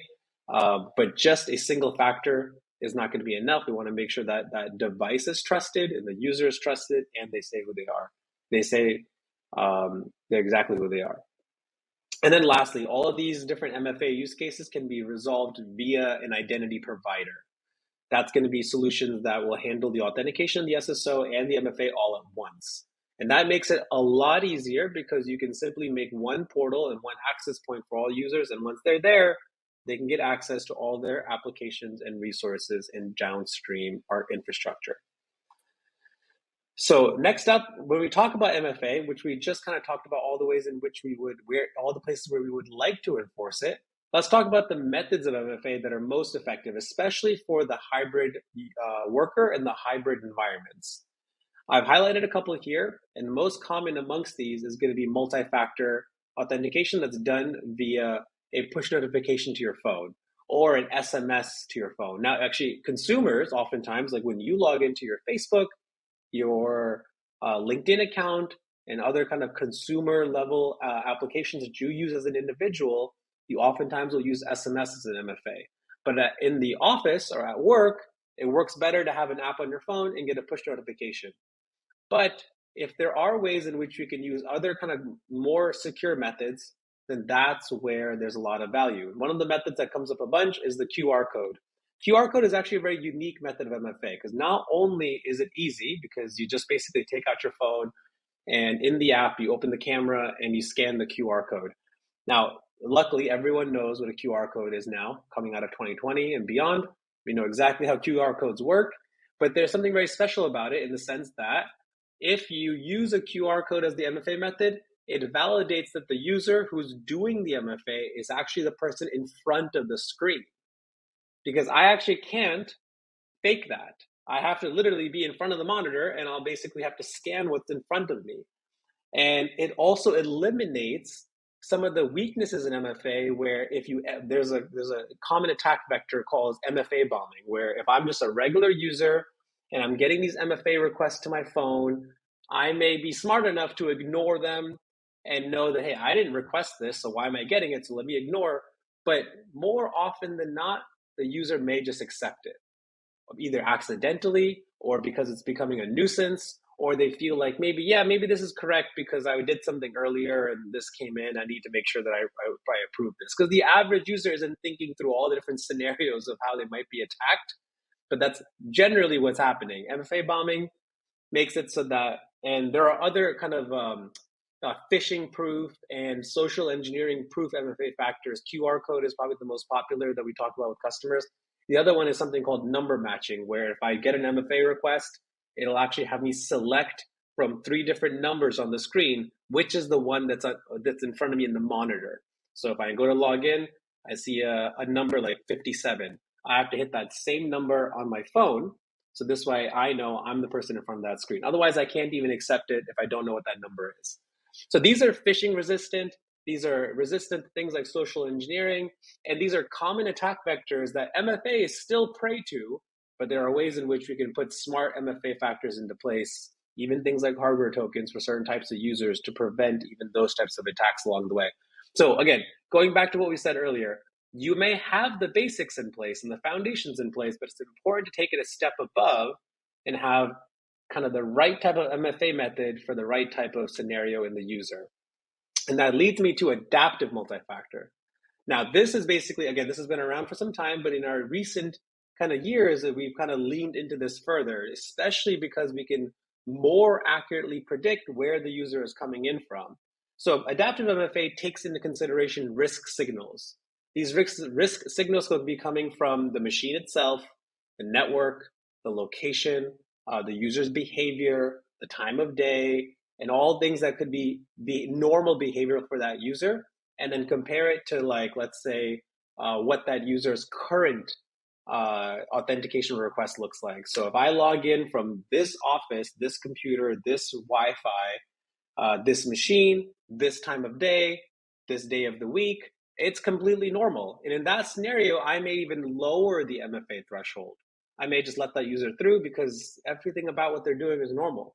But the minute I leave this office and I start logging in from a different computer and I'm in a different country, or I'm logging in at 2 o'clock in the morning, some of these stories don't add up. And you can tweak the algorithm to decide what factors and what risk is most prevalent to your users, right? Perhaps they oftentimes log in from different locations because they're salespeople and they're on the road.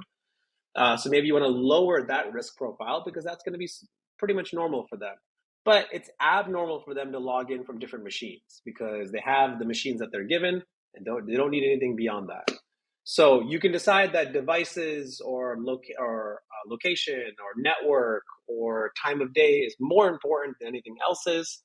And therefore, the risk can be calculated. And if the risk is low, let them in. If the risk is high, elevate their policy and make them do maybe a stronger MFA factor versus something just kind of in the middle. So again, the foundations are MFA, but take it about a step above for kind of today's hybrid world and today's kind of working environment. You want to have the right MFA factor and want to be able to challenge and enforce it in an adaptive manner. All right, moving on to like a scenario that we've been coming across a lot with our customers as well, which is I have SSO in place. I have applications that SSO is authenticating into, but then there are 100% within your organization across all users, applications that don't fit into that SSO model. And depending on your industry and the types of kind of like business that you do, you may have a lot more of these than you think. And these are basically what we consider to be password applications, applications that are either being used that don't fit into that SSO model, but still very much require passwords to authenticate into. Now, the question here is, where are those passwords and credentials and secrets being stored? Is the user just memorizing them? Or more likely, depending on how many of these users you have and kind of what their behavior and their what their kind of habits are, they're likely just storing these passwords somewhere. They're either going to be putting them into notes, spreadsheets, post-it notes. They're going to be writing them down somewhere. Or more commonly, they'll also just be reusing passwords so that they only have to memorize one. And we all do that in our consumer world because we probably have hundreds of passwords we need to basically maintain. Or they're using things like the password manager that's built into your browser, like Chrome and Edge. Or they might be bringing tools from home. Like they might be using tools like LastPass or Dashlane or 1Password, things that they use at home. And they're like, I have these same challenges at work, so let me just go ahead and bring those same tools in. All of that is great. If they're using a password manager, that's great. But the thing is that you have no visibility into that. And you have no way of knowing like what passwords are in there. Are they strong? Are they weak? When were they rotated? And if that user leaves the organization and they brought their own tooling, or if they were just using a notepad, then they ultimately take those passwords with them, which isn't a great scenario either. Visibility, auditability, reporting, and ultimately having kind of like control over these passwords and credentials is really what IT is all about, right? We want to make sure that things that belong to the organization, you have control and visibility into it. And that's what leads us to other tools that can be used to basically provide these users a better tool to manage these credentials. So as an example, CyberArk has a product called Workforce Password Management. This will be directly comparable to like your consumer grade password manager solutions. Workforce Password Management, you can see some of the screenshots here, kind of looks and feels a lot like that. It has a browser extension that will capture passwords as you use them. That browser extension will also authenticate you into the app without you having to memorize or type in the password. There's also a mobile app, which you can use to then go ahead and get those passwords on the go or use those credentials like on a mobile device as well. But ultimately, that's what the user gets, right? They get kind of the centralized place to store them and manage them and not have to think about it anymore. But to the organization and to your IT staff, they have centralized management, they have visibility, They have the ability to get insights into those passwords, whether or not they're weak or strong, when were they last used, who were they used by, what are those applications that they're being used for. And you can even take it a step further where certain passwords are managed by IT, but then used by the downstream user. So that way it's only shared credentials for really sensitive, kind of typically privileged resources, but the user themselves isn't managing it. On top of all of that, the most common scenario that also comes up is sharing. So I have a password to, let's say, the corporate Facebook account, corporate Twitter account, corporate LinkedIn account. Social media accounts is very, very popular in this scenario, but it could be your marketing team or your finance team sharing the password for kind of a community login, a partner login, a website that you go to pay the taxes inside of the city that you operate in. These are not SSO applications. These are typically just like portals that you log in using a password. Someone somewhere is managing that password. It's important for you as like the IT organization to basically have control over it. And then if people are sharing it, they share it through this platform versus more social methods like verbally or in an email, or simply just basically sharing it in some sort of way in which it's not very secure. Okay, so that's workforce password management, and that covers all the kind of common scenarios that your users will run into. And again, you should check to see if you have those same scenarios amongst your user communities, and you'll likely find that they are, either bringing their own tools or just kind of using some sort of bad hygiene along the way. Next up, and the last one we're going to be talking about today, which is the sessions to these applications themselves. How do we secure those better? So these are some stats that I brought. You can kind of browse through or kind of read through a couple of these. But the main two that I'm going to hear you touching upon is the fact that the majority of the applications that even your workforce users are logging into have a lot of either high value data or have a lot of privilege. Because privilege into like applications, into downstream resources goes way beyond IT. If you think about your CEO and your VP of finance and your VP of HR and people that work inside of those departments, when they log into applications, like whether it's the HR application, they log into SuccessFactors, they log into Workday, they log into NetSuite to do some sort of invoicing, or they look at customer contracts. These are all things that, again, outside of IT are very privileged applications and resources that your just regular workforce users have access to as well. So the number one question that I would have is, how much visibility and auditability do you feel like you have over those applications? What does that look like? When we ask our customers and we ask like outside security leaders, we find that at least 10 applications within their stack meet that criteria, where there's a lot of privilege and the workforce has access to it. And next, 41% of those organizations feel like they don't have a good source of visibility into them. And if they did, they'd be able to resolve incidents faster. And also, more than half of these organizations feel like they have a lack of visibility entirely, but they know they don't necessarily have a great way of resolving that scenario. And that's where we think a lot about our secure web sessions product line here.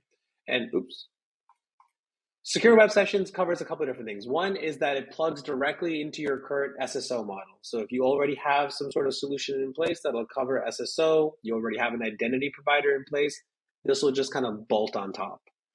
And if you don't have an IDP, then obviously CyberArk's identity product as a whole could be used for SSO as well. But what it'll focus on doing is taking privileged applications and then users that would have privilege within those applications or access to high value or sensitive information and record their session and create an audit trail. So in your modern cloud apps, there's still very much a lack of visibility. But where you're actually lacking visibility even more so is those legacy applications, things that were built many, many years ago that are likely running your business. And these applications, if you're accessing them through a web browser, may not have great event logging or reporting or any sort of audit capabilities built into them directly. The prime example that oftentimes comes up when we talk to customers is like applications that you built internally to manage inventory or to manage aspects of kind of different locations, also different types of applications that are used by kind of mass, like workers in mass, like if you have truck drivers, or if you have people that are on the road, or if you have people that are accessing like contract or customer information inside of these applications, you may not have great visibility as to what they're doing. That could be a problem in the sense of like insider threat, but also is generally a problem in case you have some sort of like attack or breach, and you need to kind of retrace the steps of a specific user that was breached, and you don't exactly know where they've been and what they've done inside those applications.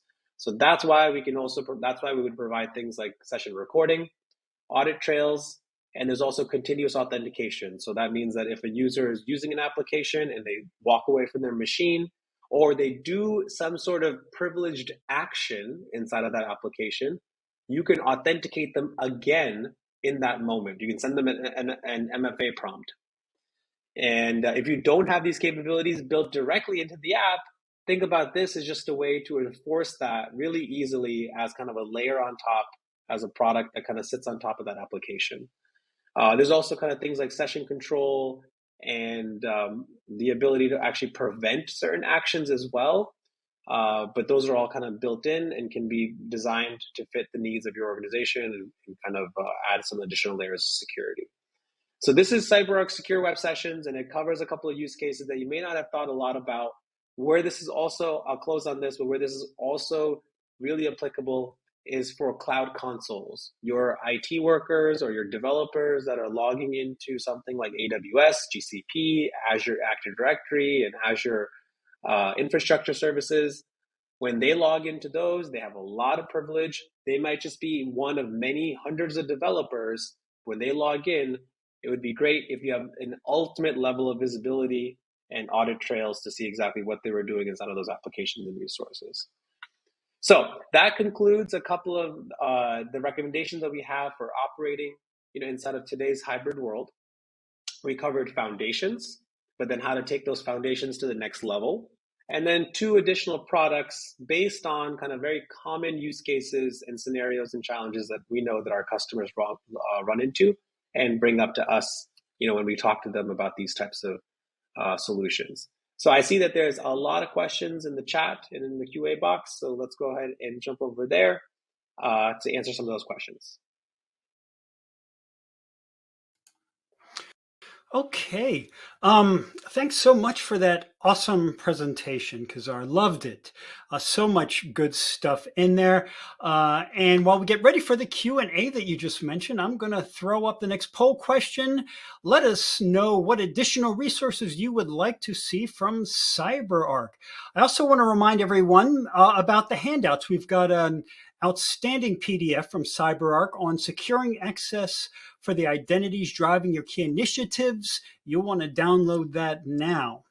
Thanks to everyone who's responding to the poll. We really always appreciate that feedback. I'm going to leave it up here while we dive into your questions. Kazar, are you ready to go?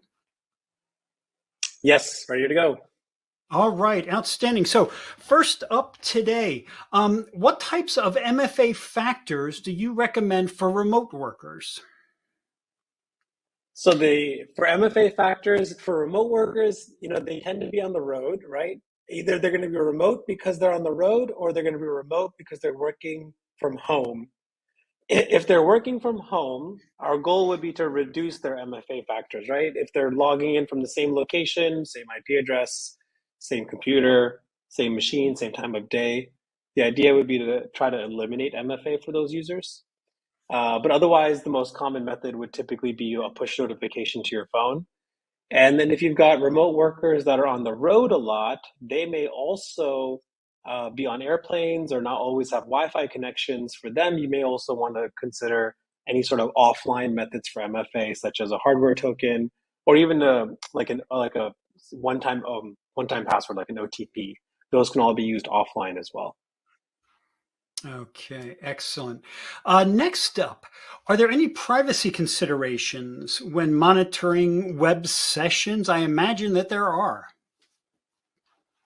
Yeah, so we get this question a lot. And I'm guessing this is related to the last product that we talked about, which was the secure web sessions, which kind of monitors your access inside of an application, records your session, captures all of the actions that you took, and creates an audit trail.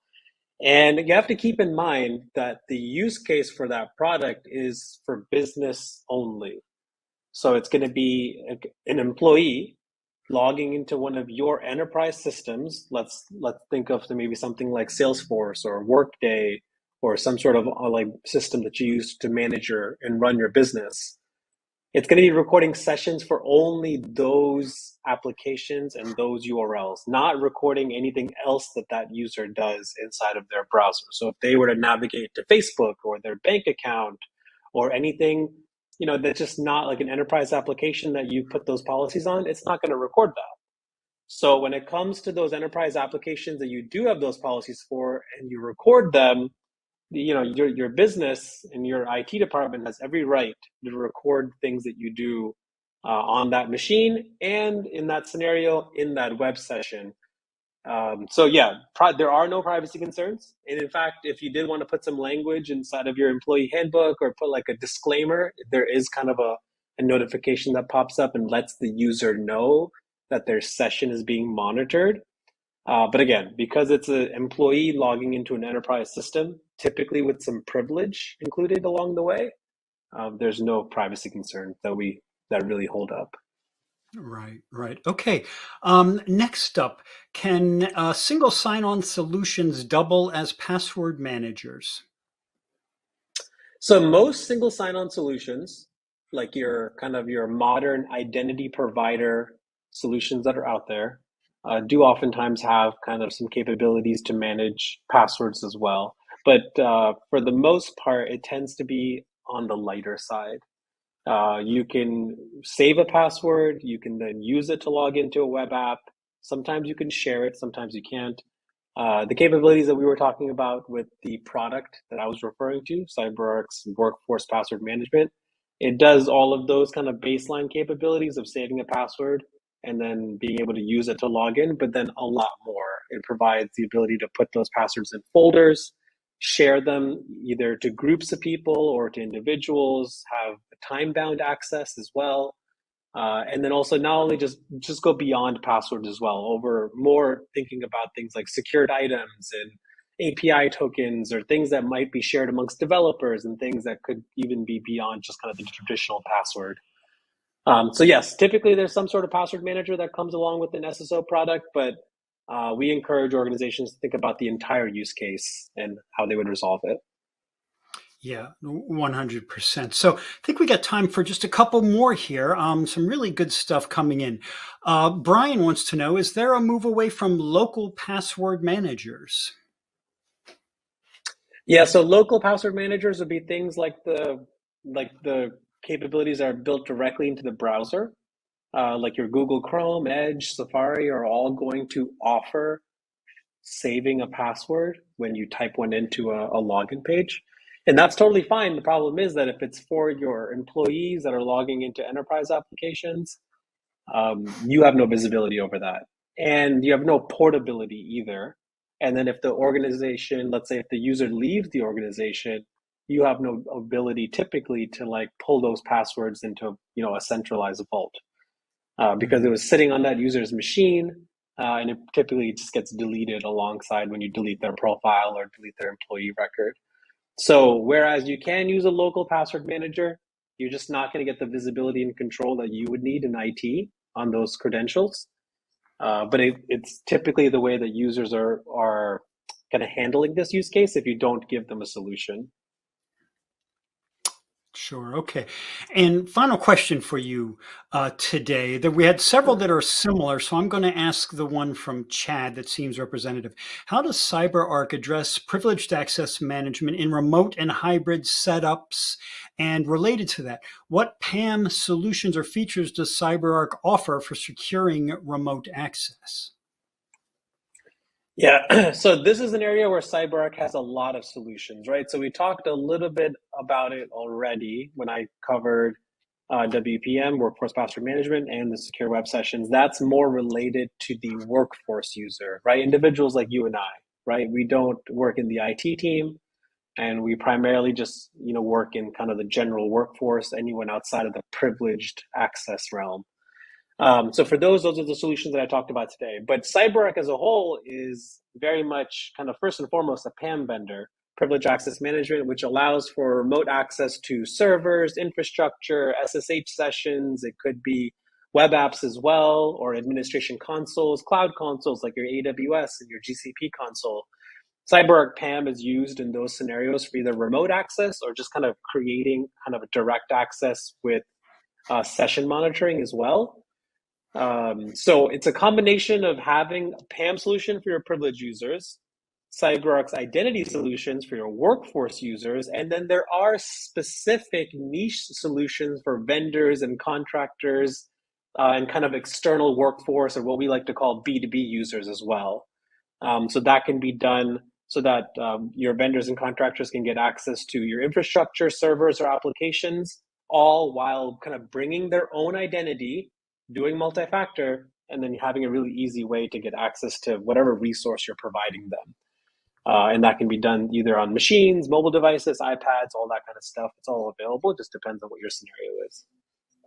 Okay, terrific. All right, we are out of time for questions now, Kazar. Thank you so much for your insights, but I'm sure that you and CyberArk will be following up on all the questions that you got in today.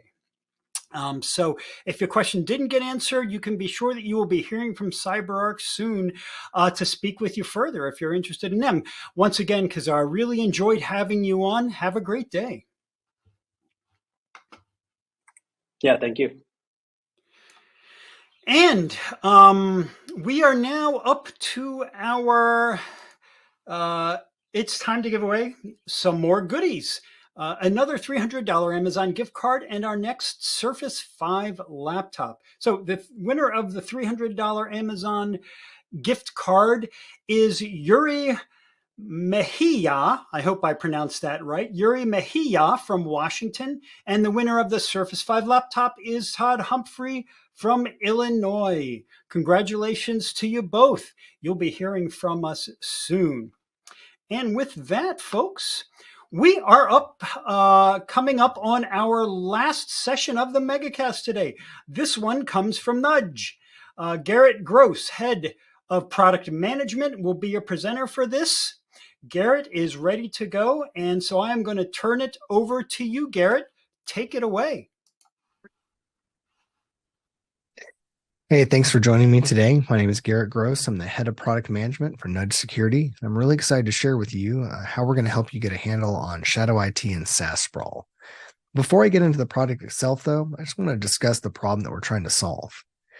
So the way that we adopt new technology has changed fundamentally over the years. These days, our users are the ones to choose and adopt new software applications, as that allows us to be more agile and work more efficiently.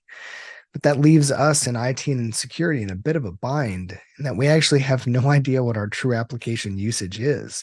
And the methods that are currently available, looking deeper into the network, putting agents on endpoints, putting plugins in your browser, interrogating finance, they're not really working. So there's a slow time to value to any of this type of realization. So by the time you get involved, it's likely too late to stop anything that you'd want to stop anyway. Granting access to file shares or code repos or things like that. Also, these methods don't really show the true complete picture of application use. And before you say, well, I work in a hardened environment. Well, most of us don't. But even if you do, circumventing those controls is usually trivial. Using a personal device on cell data, changing your DNS, creating your own Wi-Fi network. For the determined, the options are endless, and we've seen this time and time again. But even if we are able to identify every single application in use, the traditional approach, kind of the Department of No, blocking and tackling, that's not an effective approach either. That drives usage underground. That promotes dissent, could cause disgruntled users that either leave or become threats to your environment. So what is Nudge doing differently? How are we solving this problem? Well, Nudge gives you visibility into your actual application usage by showing you every SaaS application that your users have ever signed up for, and then giving you insights into how your users are using those apps. Also, we're addressing the root cause of SaaS sprawl by engaging your employees and changing their behavior. Because studies that we've seen show that when you involve users in this conversation, adherence to your acceptable use policy and really almost all your other policies skyrockets.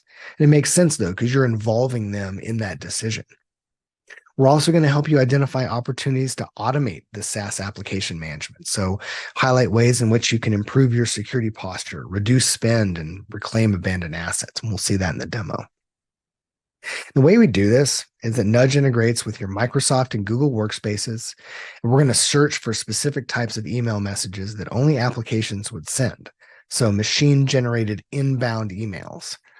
And to ease any worry that you may have about this access, we take this responsibility very seriously.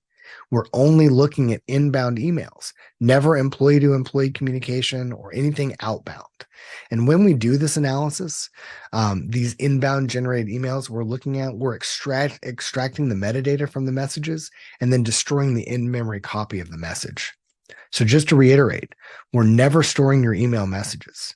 No human ever sees the contents of your email. Also, any message that is accessed, we're keeping an audit trail of that in case there are any questions about that. Okay, now that we've gotten that out of the way, deploying Nudge itself is effortless. You'll need admin access to your Google or Microsoft workspace, and it's actually read-only admin access. And if you want to know the discrete permissions, we have those listed on the website as well. But once you have that, deploying Nudge is as simple as a few clicks. We'll begin our analysis immediately, and depending on the size of your organization, it may take 20 minutes to a few hours to complete. By the way, there's no need to sit there and watch paint dry. We'll send you an email once analysis is complete. Okay, so let's take a look at the product. The first step after deploying Nudge is actually to take a look at the application activity that we've discovered. And this can be daunting, especially if this is your first time looking at this. So we've created a playbook to help with that. Go to things to do and learn about our application usage. And here we can see, oh, looks like we already have one in progress. We'll go ahead and start a new one. Pray to the demo gods this time. So we're going to see all the applications that have been added within a specific time frame. This is 30 days. We can slide this up all the way up to 365 if we want, but we're just going to look at the ones added in the past 30 days. And we could even slice this further down by looking at a specific category. Let's say we only want to look at file sharing tools or something like that. But once we have this set complete, we can take all these and we can nudge all the teammates that own these applications or that have introduced these applications. We can ask them about these apps all at once. Now, just to save my coworkers, I'm going to just select one of them. But just to show you, you could select, 368 apps in this dialog if you wanted to. And we're going to send a nudge out. We're going to send a message out. We're going to nudge our teammate and say, hey, listen, I see that you're using this app. And of course, that's a variable. So that'll be populated with the name of the application. This is an app that employees in our company do not commonly use. Will you help us understand why you've introduced this? And then they have the opportunity of saying, I'm starting a new project. I'm experimenting, or they can select other and have a free form text to say, you know what, I don't know why I downloaded this. I'm going to go ahead and, stop using this or whatever. But the point is that starts that conversation immediately to either say, hey, great, let's get this wrapped under our security controls, or maybe this is something we don't want you to use. So let's go ahead and nudge this user. The cool part about Nudge, though, as you can see here, is immediately we're prompted to create a workflow to where next time we really can just avoid this whole process. We can set up a workflow that will notify you when new apps are added. We can also just say, go ahead and send a nudge to the person who introduced that app to ask them about that automatically, to where now, whenever a new app is added, you just get a nudge that says, hey, here's why this person is using that app. And again, that just accelerates that ability to have that conversation around approval started. Right. So let's say you just deployed Nudge. You're trying to make heads of tails of the applications in use in your environment. Or similarly, let's say you're well on your way of making sense of your app usage. You may be alerted to a new app in your environment, and now you're investigating. So we're going to choose this one. We're going to tell you a lot about what this application is, which one of your users introduced it, and a good picture of how securely this application and the vendor itself operates. So we can look here, we can see some information about the org, some information about their security program and links out to that, any breaches that they have had in the past, and then what we feel is in their supply chain. We'll get into that a little bit deeper in just a minute. But let's say that there's an issue with this application for one reason or another, and you need a change made. Well, let's contact someone about this app. We'll look at the accounts page and sort by first seen. Can see Albert Tross introduced this 2 years ago, but he hasn't been seen for over 2 years. So maybe you just kind of set it and forget it and handed it off to someone else. Next up is going to be Danessa. We can see that she's first seen 9 months ago, last activity 3 weeks. Good chance that she is a current user of this application. So I can go through here and I can nudge Danessa. I can, ask her, please tell me about this application. Why are you using it? Are you still using this? You could say, you know what, totally cool that you're using this app. I just prefer that you wrap this up in MFA. Or you could say, hey, listen, the official app in use is something else, like, MS Paint. So we prefer you use that. Or, you know what, I don't want you to use this. I want to go ahead and I want you to delete your account. But regardless, you have this ability to start this conversation immediately just from this dialogue. Now, if we go back to the app again, there's some other information that we can glean. Go back to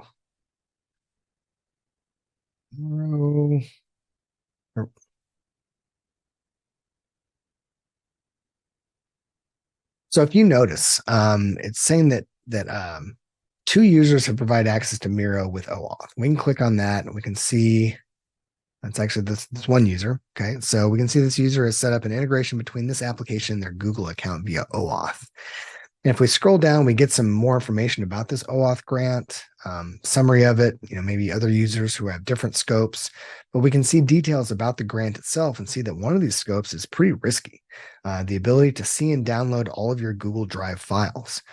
Well, from this dialogue, we can either revoke this grant immediately, or we can ask the user about this. And we say, hey, are you still using this? You've set up this integration. Let us know if you're not using this. And if not, we can remove that. So if this user replies and says it can be removed, we'll go ahead and revoke that OAuth grant immediately and automatically. Moving on, another insight that Nudge can provide is, in your workplace, what groups exist? How are they accessed? And what, if any, application access is provided as a result of that group membership? Because if you take a look at this DevOps group, you can see the risk is high because anyone in the domain can actually join this group.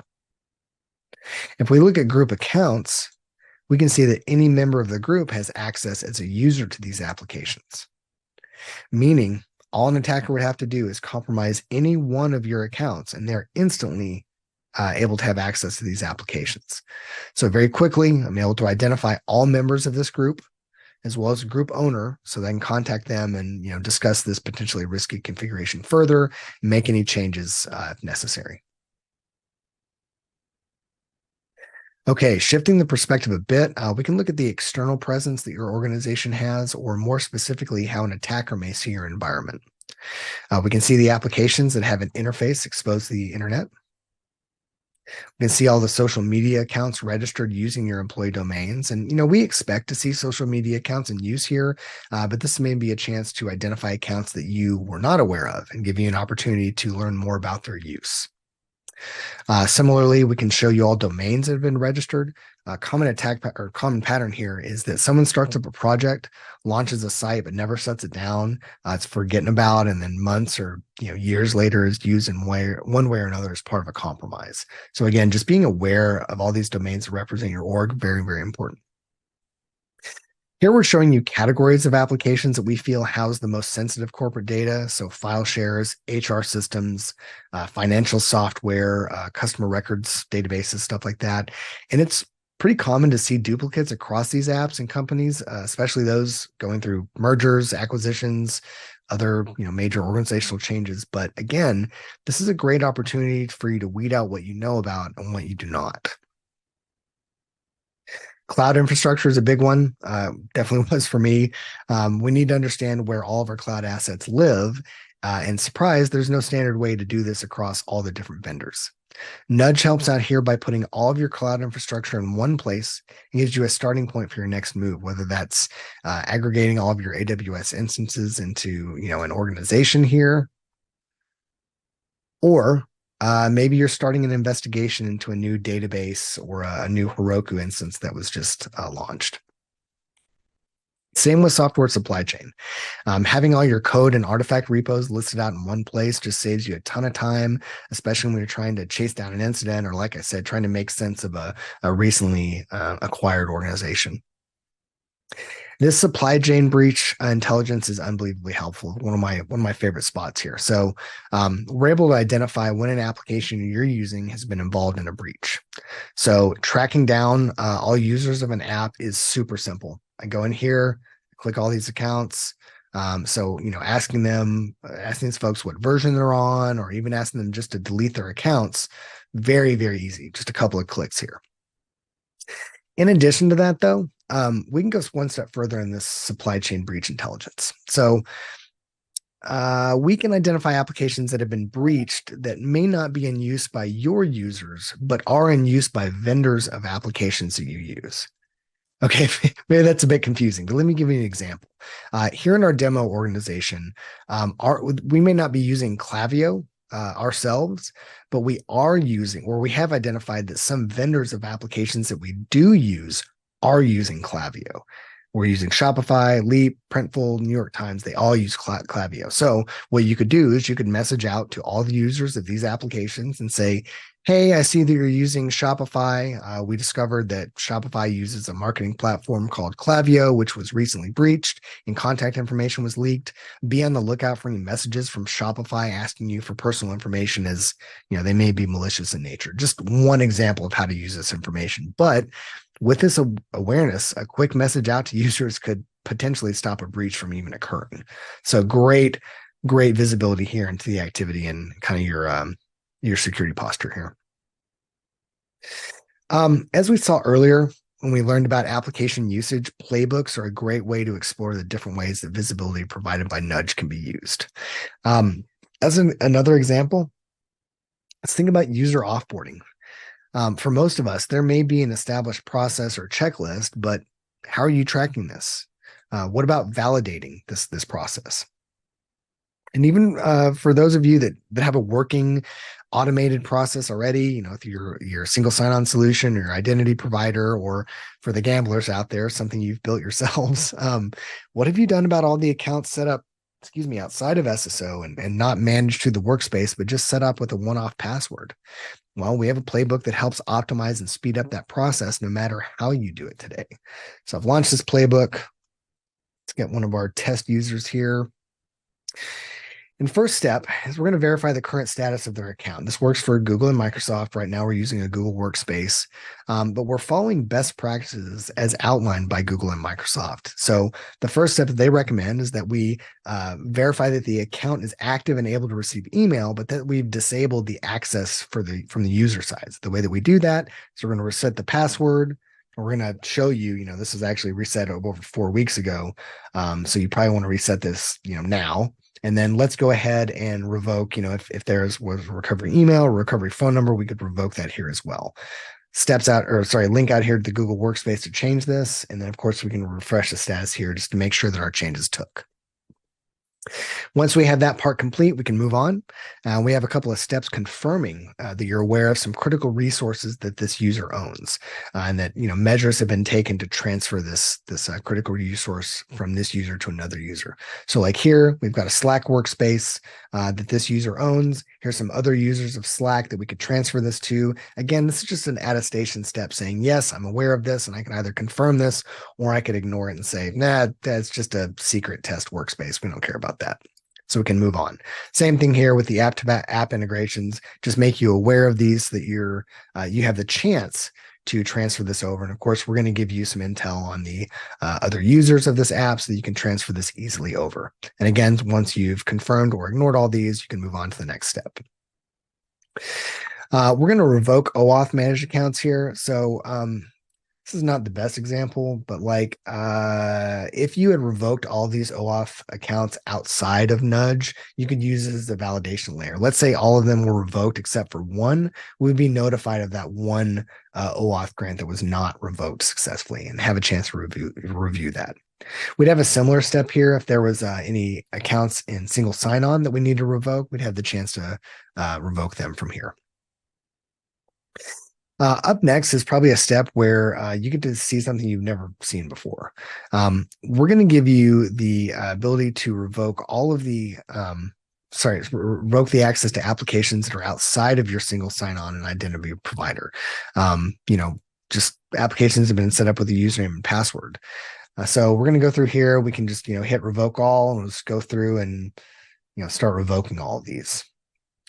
Now, we support most applications, but we never pretended to say that we supported all of them. So even for the applications that we do not support, we provide a mechanism that allows you to quickly reset this password manually. So we can see that some of these are going through, but like AWS, this may be a weird one to revoke because it has a multi-step login page or reset page. Okay, so here's great. Here's one with a manual reset required. So we go through here, and even though this was not possible today, or maybe even ever, we have the opportunity to take manual action here. We can, of course, ignore this. Let's say I don't really care about BlazeMeter. I can just ignore this. But if I want to take manual action, I select that and copy the employee's email. I have a link out to BlazeMeter to reset the password. And once that's complete, I can verify I have reset this password. Okay. And then if this user was the technical owner of an account, we could transfer that here. This user was not. But then at the end, we can request the account cleanup. So once we've revoked all of this access and we've disabled, all of the user accounts, we need to provide an easy way to notify the application owners that this user has been offboarded. That gives them a chance to reclaim any licenses that they may have associated with this application, delete or transfer any data, or perform any other cleanup tasks that you may not be aware of. So again, just automating this process could save you, hours, days, weeks of heartache here. But I can, nudge all these technical owners, say, hey, please take care of that. And once we're done, we complete the offboarding. So we'll have a little celebration here. And then that's it. You've offboarded your users successfully. Now, directly following this offboarding and at any time afterwards, you have the ability to review the task completed and go through here and review and see what you've done. Or even you can print this off into a more audit-friendly format. That you can use. And like I said, this is available directly following the offboarding and at any time afterwards that you wanted to display that. And that's it for our demonstration of nudge security at a high level. And I'd like to take some time to answer any questions that have been submitted. So here we go. Okay, what access to Google on Office 365 does Nudge need to capture SaaS account details? Got it. As I said earlier, at a high level, we need read-only admin access, but we can provide the full list of permissions required for both Google and Microsoft workspaces. It's on our website now, nudgesecurity.com, under the help section. But as an aside, we all come from a security background, so we just want to always operate on a principle of least privilege. And every time we add functionality, we try to approach it that same way. Does Nudge read my organization's emails? Kinda, but not really. We're not sitting in line with your mail flow, inspecting all messages that come in. We're regularly performing highly targeted searches of inbound messages only, and we're looking for only machine-generated messages, so those that we feel came from your application. And as I said before, if there's ever a question of what messages were accessed, we keep an audit log of all those messages in our analysis. How long does it take before I can see the inventory of apps for my organization? Depending on how large your organization is, it's based on the number of mailboxes we would need to search across. It can take, 15 minutes to several hours. But as I said earlier, we'll notify you via email once that analysis is complete. Good question. Does Nudge block access to new or unsanctioned apps? We don't block user access at all, ever. Our research has shown that when you block users, it just drives them to use the technology underground. And instead, like I said earlier, we want to bring our users into this conversation and come to a decision together. And studies that we've been involved in have shown that this type of user engagement actually increases the likelihood that they'll adhere to that policy and to others. Now, I should say, as a person with a security background, if there's a prohibited app, there's a prohibited app. You need to take measures to block that if something is putting you in harm's way. But again, that's just not the initial approach that we want to take. What's the difference between nudge and a CASB? Yeah, we get this one a lot, quite a bit. Honestly, one of the fundamental differences is that with a CASB, you have to configure it to be used with your applications. In order to do that, you have to know about all the applications that are in use. So if you're trying to identify all the applications that are in use and kind of get a handle on that, a CASB is probably not going to be much help. Okay, getting visibility is great, but could create a lot of work for my team. How do we avoid this being just another to-do list for my already overtaxed team? Yeah, of course. The playbooks that we have definitely help out. They're taking all this data, organizing it in a task-based type workflow, like you learn about app usage playbook, where we're showing you all the apps that we found and allow you to nudge users and gather more information. But also we use the nudge functionality to force multiply your team. Let's take something simple like add the app to SSO. I know by experience that task of adding hundreds of apps to SSO is a manual and arduous process that could take weeks. And that's mainly just due to the time writing emails, Slack messages, and making phone calls, honestly. This is just ask someone to configure their app to use with single sign-on. But with Nudge, I mean, that's a mouse click. That's, hey, there's all the apps that are in SSO. Here's all the apps that aren't. Let's message all the users about the apps that aren't, and let's get them into SSO. Moving forward, you could automate the whole process. It's amazing the amount of time that it's saved. And here's the deal. You have to perform these tasks anyway as a part of your job. So by using Nudge, you can actually look at it a way that you're getting time back to focus on other important tasks. Okay, I think we got time for one more. What is required to get up and running with the free trial? Just the willingness to do so. Like I said earlier, it's super simple. You just need read-only admin access to your Google or Microsoft workspace. And from there, it's a couple of mouse clicks to evaluate Nudge. And if there are any questions, you run into issues, you can always hit us up on the intercom at our website, nudgesecurity.com. We'll be happy to help you out through one of these trials. So it looks like that's all the time that we have for today. Thanks again for joining me. Please visit us at nudgesecurity.com to learn more and start your own free trial. All right. Thank you so much, Garrett. Love that presentation. Love especially the extensive and detailed demo. Those are always great to have. And now it is time for our last poll question. Let us know what additional resources you'd like to see from Nudge. I also would like to remind you once more about the handouts. Nudge has one that includes a link to a free Shadow IT inventory. Sounds like that's like something that could be extremely useful. So look at all the handouts from our vendors today and download now. We've got another minute or two left. So keep voting in the poll, letting us know your feedback on that. And I am going to now move to the next and last prize giveaway for today. We have one final chance to win, and that one is another grand prize of the Surface 5 laptop.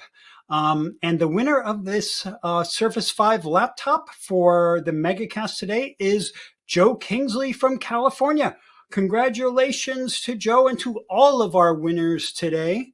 As I say every time, we will be in touch to help you get that prize. So I don't know about you, but this was truly one of my favorite events ever. I love the guacamole. I love the Q&A from all the different vendors. It was just such fun.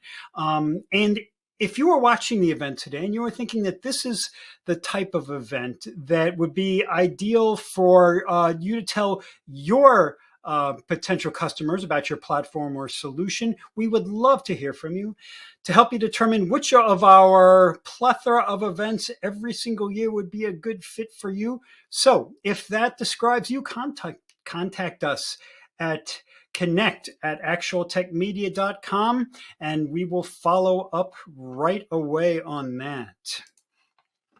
last thing I wanted to mention to you today is we have a really exciting EcoCast coming up tomorrow that you might be interested in. It's an EcoCast on securing fintech or financial technology, as most of you probably know. It is occurring tomorrow at noon Eastern Time, of course, 9 a.m. Pacific Time tomorrow. And we are going to be hearing from Rubrik, which we heard from today.